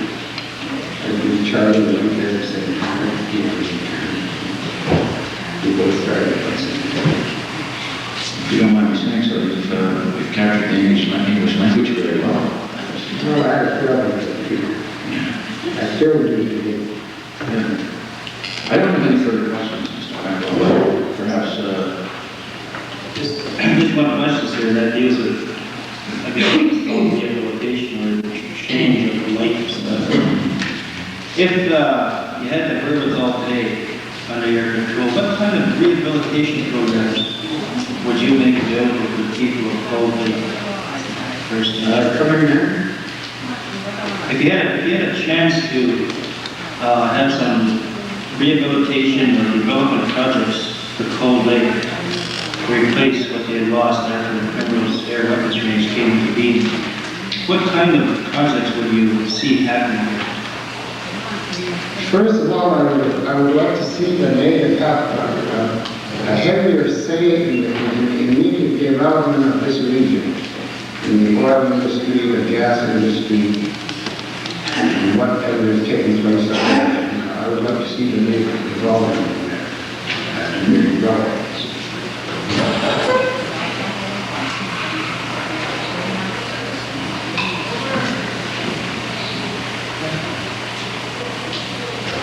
Any other training programs or anything like that? Because at this time, what prompts me to say this is, we have natural gas all over our reservation.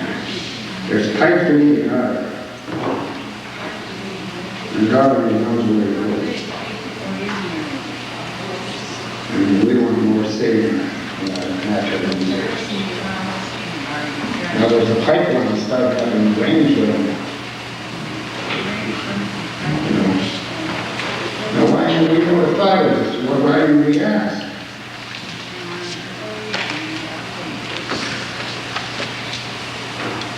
Now, as far as training programs, it's nice. I mean, we all require our immediate needs, right? Like, I'm on the reserve farm right now, full-time. We have all kinds of little problems.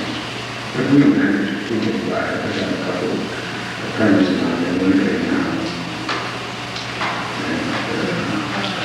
These are areas I'd like to see. But right now we're short of an electrician, we have been looking as well. And these are areas I look at because I see myself become a plumber and I got lost over there. You know what I mean? I got lost in the woodwork way over there somewhere. Because there was nothing here for you to do.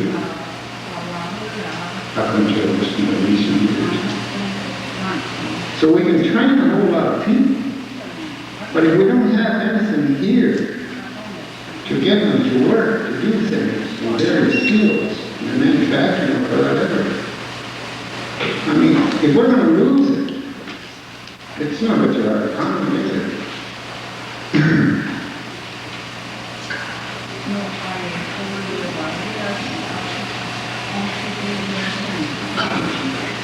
Agriculture is another area I would stress, because we have lots of land here, we're there to learn.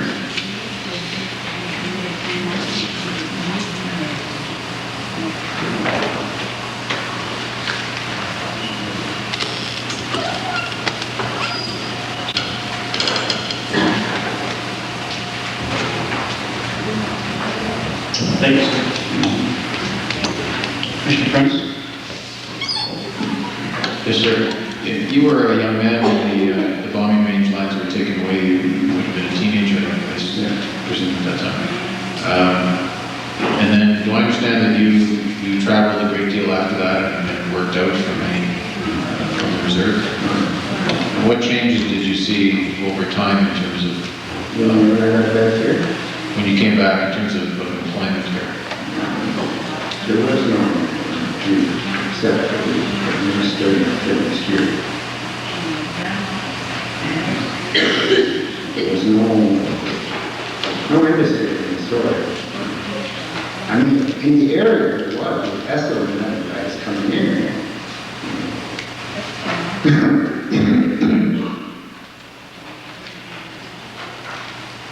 What about with the development of the base and the town? Well, I worked at it too for a little while, but I was still in school. Quite a few of them worked when they were developing the base. They were in various construction jobs, right? And the whole towns here were beginning to grow also. As the base was developed and the town was built in the time, I presume after the mid-1950s, were there no programs where Aboriginal people wanted to learn a trade? Well, there was some short-term ones, there was nothing materialized out of it, there was no follow-up. I mean, it was like a funding and all the time.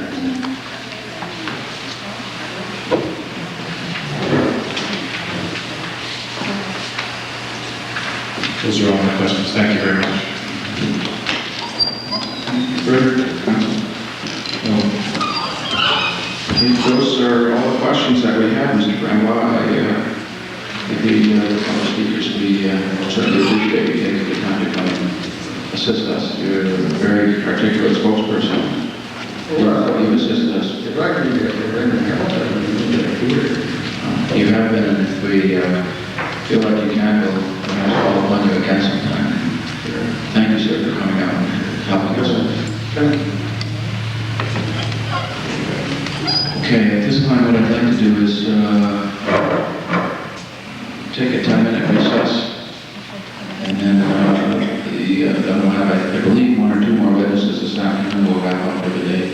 So let's try to keep it tight to 10 minutes, okay?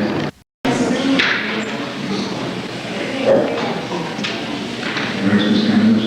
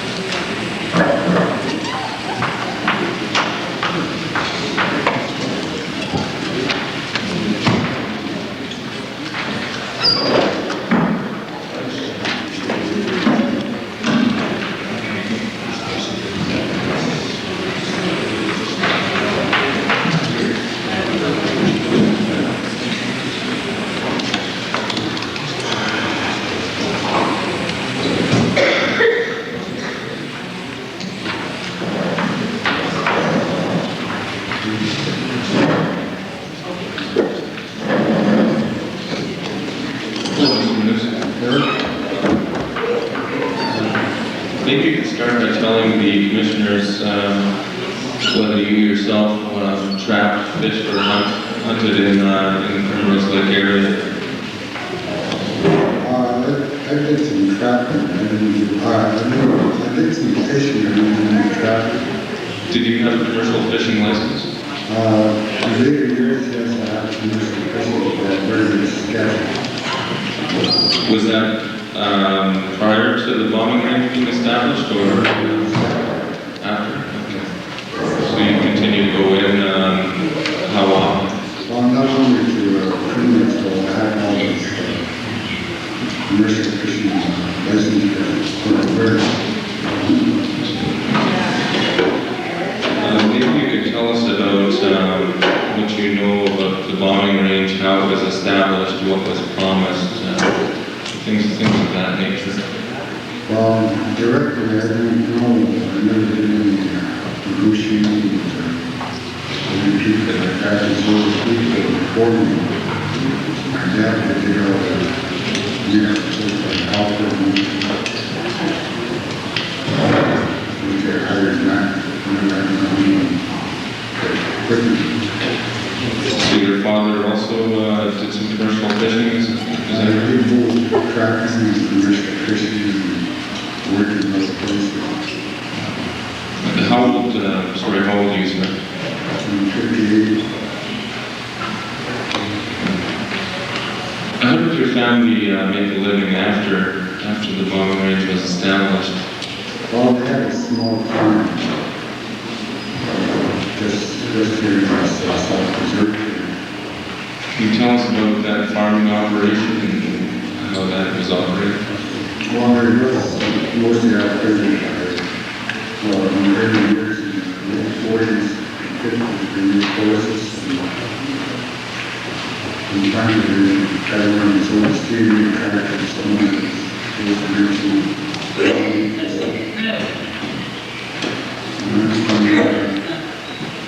Winter months, early springtime, and commercial fishing. And whenever in spring, sometime I was trapped and we didn't do anything with that until trees, but usually fishing.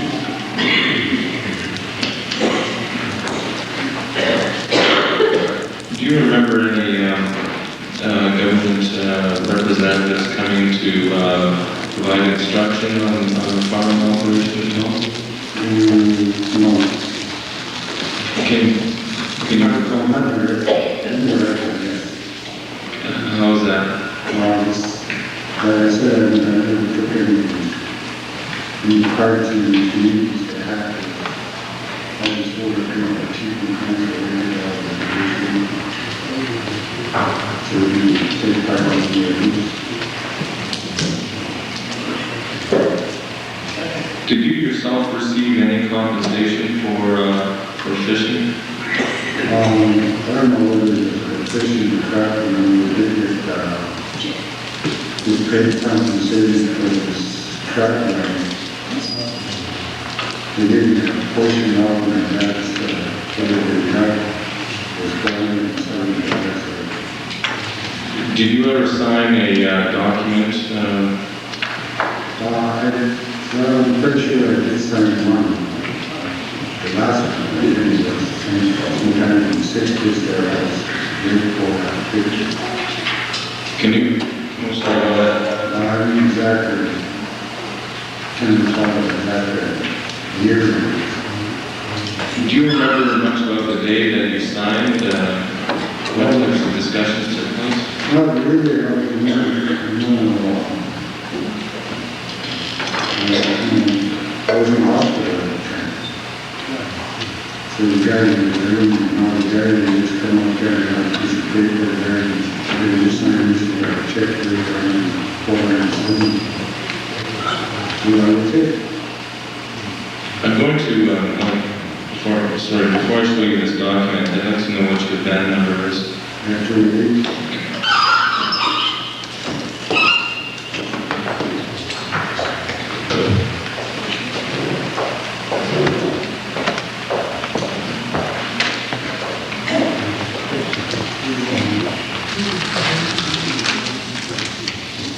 Do you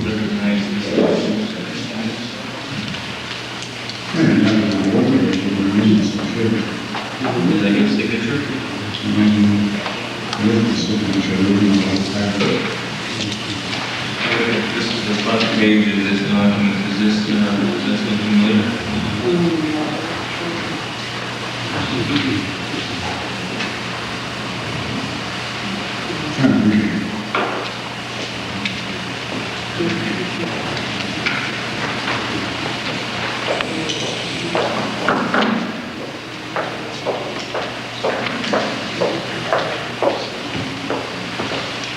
For the record, Mr. Chairman, Mr. News has identified the signature on Exhibit 1.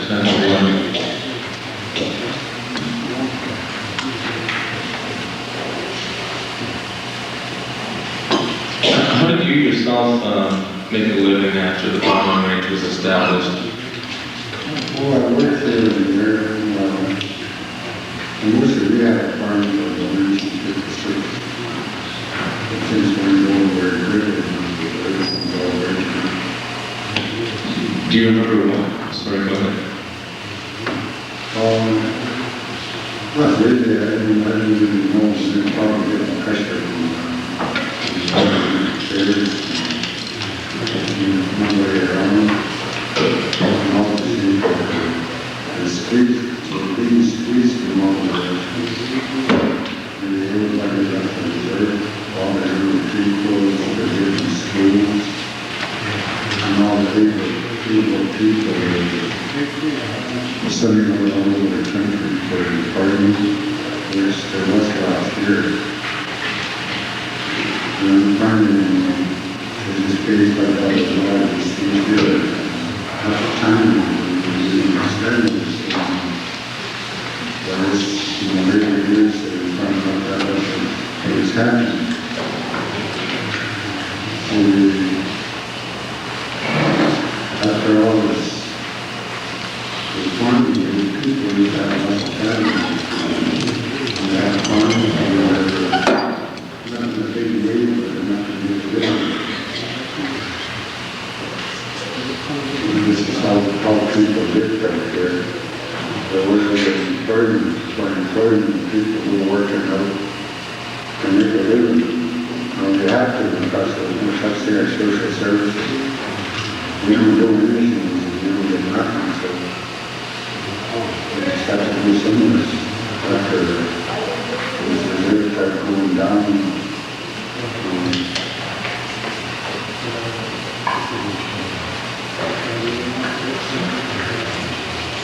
Going back to this this document that you identified, Exhibit number 1, do you remember who came to you in your hospital and asked you to sign this? probably the second. Did he explain what They didn't explain nothing, they just go to this and check it, they say sign here. Your name is on there, and your number. So I mean, suppose at this time, it's accepted that money and agree what was on there. So they just told us that the last thing was bonding. I think that's what they told us in the last, that was in 1960 or something around there. Did anyone explain to what would happen in the event that you didn't sign this document? No, probably wouldn't get a check for 30 years.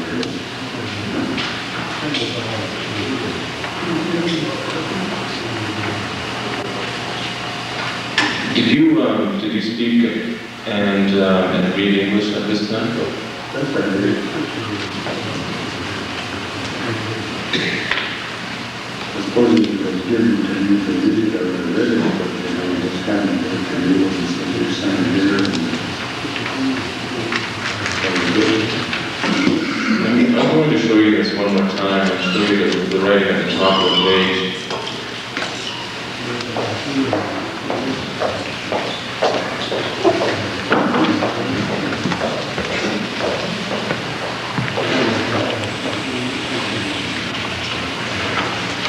Do you remember reading the words?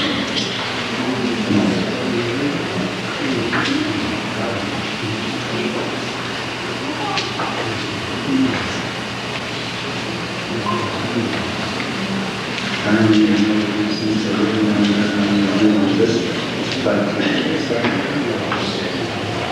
You've never seen it? Well, I mean, I know, I said I know what, because they did this paper, it was in 1985. But it's just one year, it was 1 year, or whatever it is. So it's in hospital, and all of it. We're back to the 3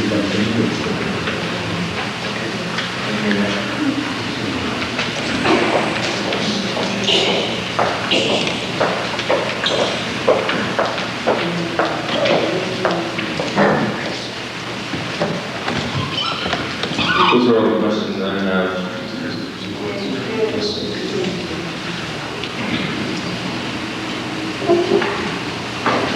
Sorry, Mr. Minnis, could you, for the record, explain what you just said about this document, about the writing at the top of the page?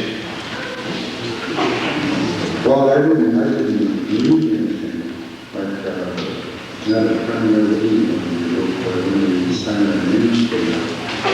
I mean, I don't know if he did reading, but I don't know, I don't recall reading that. All the folks that signed it, and it was for such a long time, I don't quite remember, but I'm very sure that I remember that there was some good money. We're supposed to explain for the secretary things to read about it. No, I don't recall anything like that. So did anybody ever draw your attention to these words? Not after that. That was the first and last time we had seen it. But those are all the questions I have. Mr. Chairman? Okay, I have no questions. Mr. Grimes, Mr. Belder, do you have any questions at this minute? Okay, there are no other questions. So we would just like to thank you for coming and providing us with this information. And like the other speakers, it's important to us and very useful to us. So we thank you for taking the time. Thank you, Mr. Minister.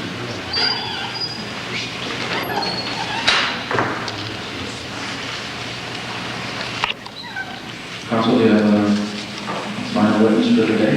I believe Mr. Henderson is going to be taking over the questioning or the interviewing of the next witness. If I could perhaps have a minute recess just to go and get it. Okay, but we'll carry on and let Mr. Anderson get up and just kind of sit here. Okay.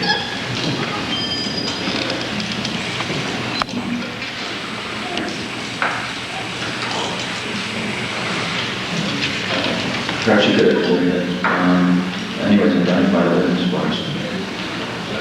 I'm sorry, it's Mr. Jacob, but I'm not sure of the first name. I believe it's Sam.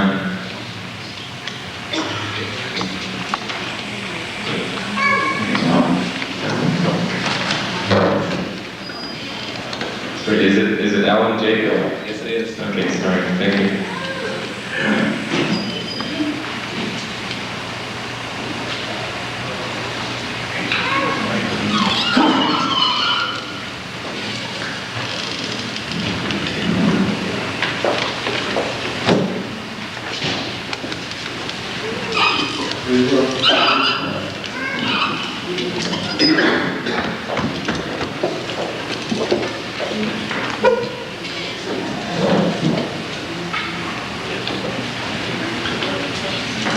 This must be going to be good rather than first team.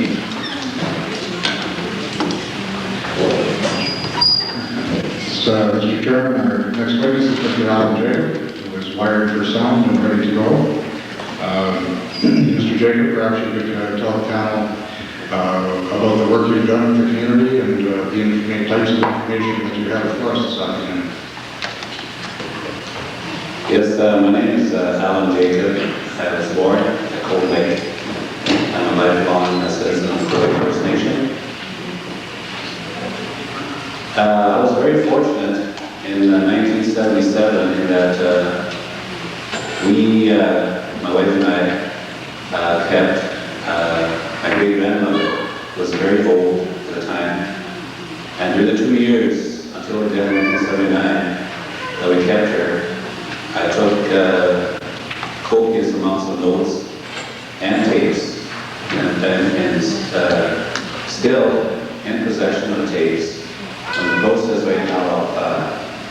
translating, transcribing, and hopefully to compile the history of Holy First Nations Indian peoples. That is my main preoccupation at this time. And what I'm going to be doing here this afternoon, hopefully, presenting as accurate a picture as possible about the history of the Bennett people and the fur trade. And also, for about 10 to 12 minutes, I would like to play excerpts from the tapes. I have hundreds of hours of tapes of the lady in question. Her name was Rosalie Andrews, and through extrapolation from her stories, particularly her beautiful stories about the incidents at Bald Lake, the so-called Bald Lake Massacre in 1885, we assumed that she was 12 to 14 years old, and being that there are no records kept that survived from that age, nobody knows exactly how old Mrs. Andrews was.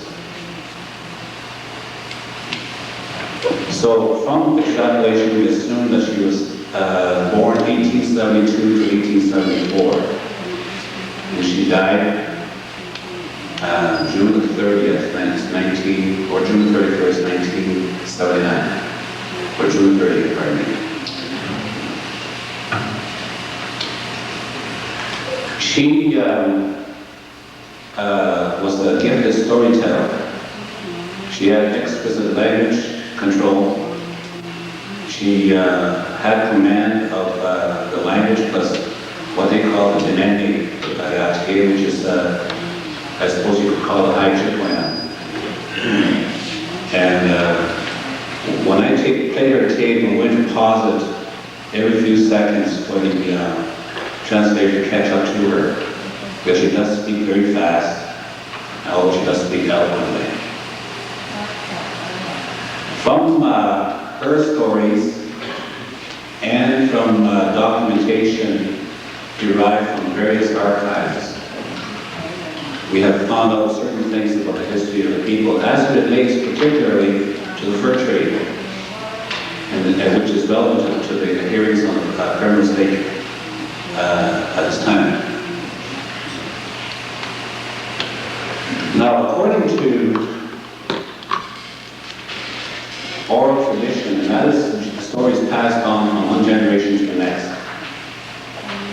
I learned through my great-grandmother, Mrs. Andrew, of a lady named, which in our language means Torley Martin, translated loosely, Torley Martin, who was allegedly the first Dene person to meet a European. Now, I had thought in my earlier years that this was just another folk tale, and hadn't paid much attention to it until about a few years ago, when my friend John Janvier brought about some documentation he had gotten from the Hudson's Bay Archives, which tells the story of Twirling Martin or Talmud. So, from her story, the first contact our Bennett people had with the European was with the employees of the Hudson's Bay Company. And I believe that this happened pretty close to the Nelson River area of Churchill, Manitoba, at the Hudson's Bay area. There's no more history until about 1780, and again we had to go through extrapolation to arrive at that estimated date. Around 1780, the original Janvier, and nobody knows to this day, I think, yet, or found any records as to what his baptismal name was. His name was Janvier.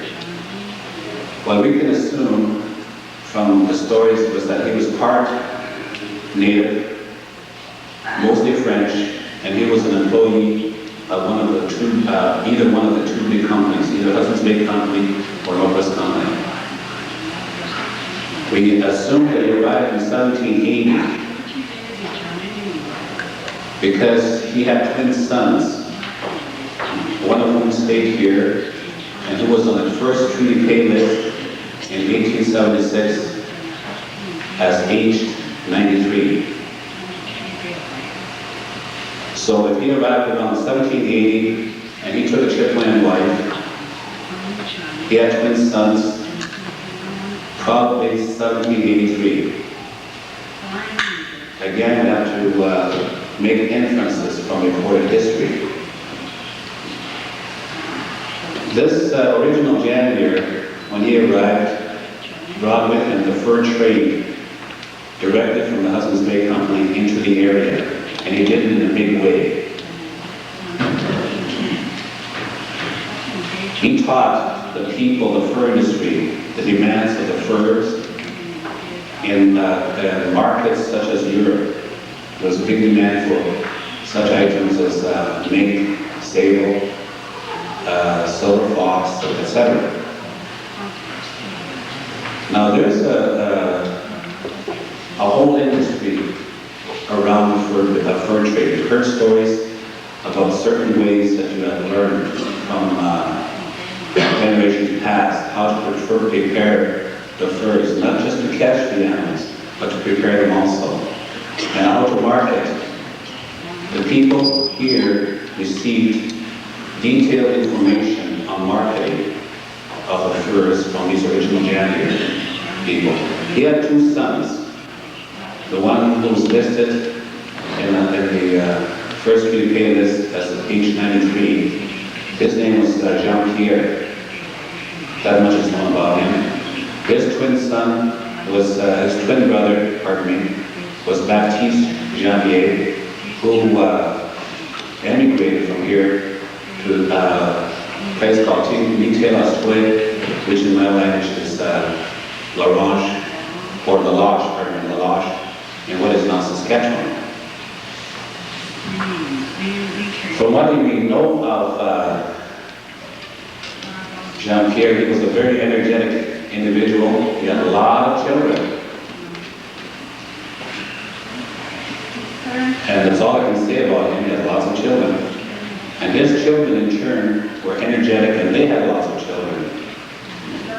Today, most of the people on this reserve are directly descended, one way or the other, from Mr. Young, the original. Now I say that so that you can understand the impact of the fur industry on the people. We learn firsthand the marketing. In the years between 1780 and 1952, when the fur business was taken away from our people, there was a great competition for the furs that were brought in by our hunters and trappers. There were quite a few independent buyers. Some of them are named by the people in their stories. And some of them are represented the big companies, that's his big company, who actually went onto the trap lines sometimes to get a step up on the competition. Some of these people, my great-great-grandfather, one of them, would take wagon loads of furs, wagon and horses, go to Edmonton, Fort Edmonton, and there he would trade the furs where the prices were better, or more competitive, and where he would also shop for the basic goods that people needed, like ammunition, like basic food commodities, at a much better price to them. He eliminated the middleman.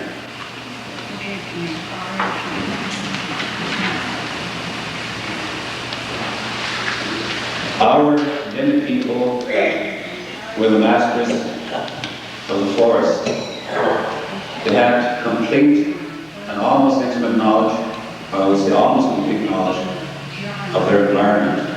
My great-grandmother told me that the Creator never built anything haphazardly or just for the fun of it. When the Creator made something, he had a reason for it, In Granny's words, there's no such thing as a weed in God's garden.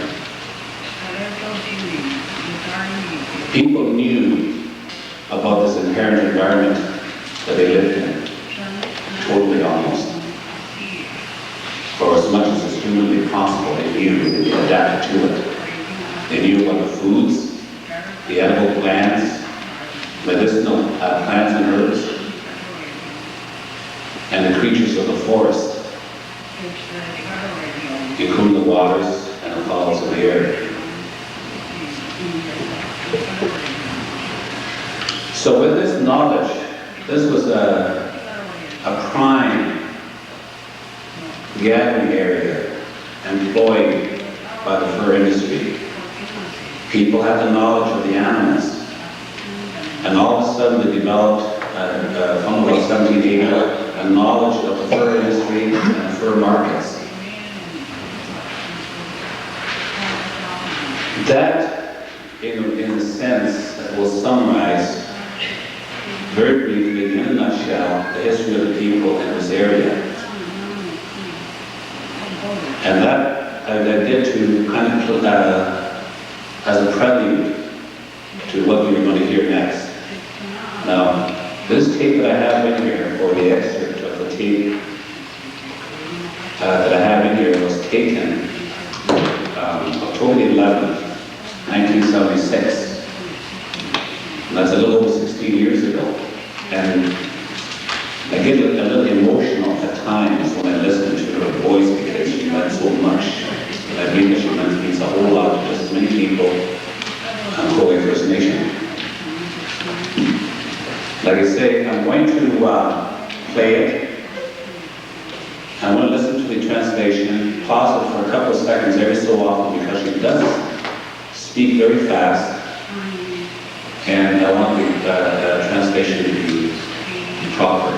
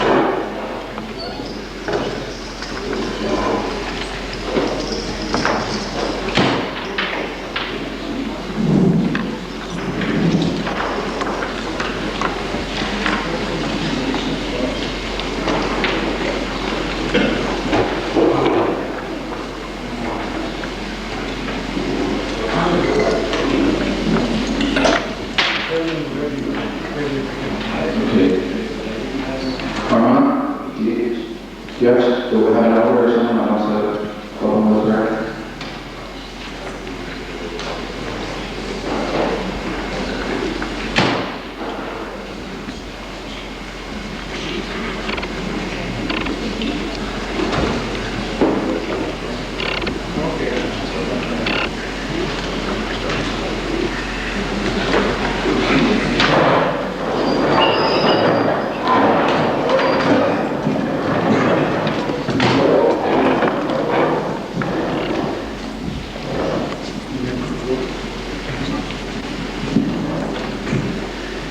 I'd like to say good morning to everybody, first of all. I wish everybody a good day today. And, I'm from the Waterhen Reserve, and I'm happy to be amongst you people here. And your hospitality has been really great. I really appreciate that. And with that, I'm going to say a prayer, but I'm going to do it in my language, the Cree language. Anotavina, jos mantu, aamina piego, nämä skonta, jo kansia, jo asagamina poja, matsia, steitiitamat, notavina, imiga, matson, kato mohtata makasti. Aamina muuta, notavina, nakuma moopi, misalita muna, inisun mina, siuatsun, aata myös kalve ahtivoi. Minä tässä on kana piskuga ja patsitaa. Taktamanitaa ja antsuanna sujas into tamata. Minä mohti ono ja mohti tei sinu. Ikakko mainkiota vapattaa, että minä olis niin viskano. Aamilla käyttää kohdei sininna ja mitäskina. Minä kun sitä viimatsit nohtaina. Ikakki voi mainkiota vapattamaan. Yksi mihin tämä on täynnä, yksi on absoluutti mutta tämä kaikkea. Thank you very much for the prayer.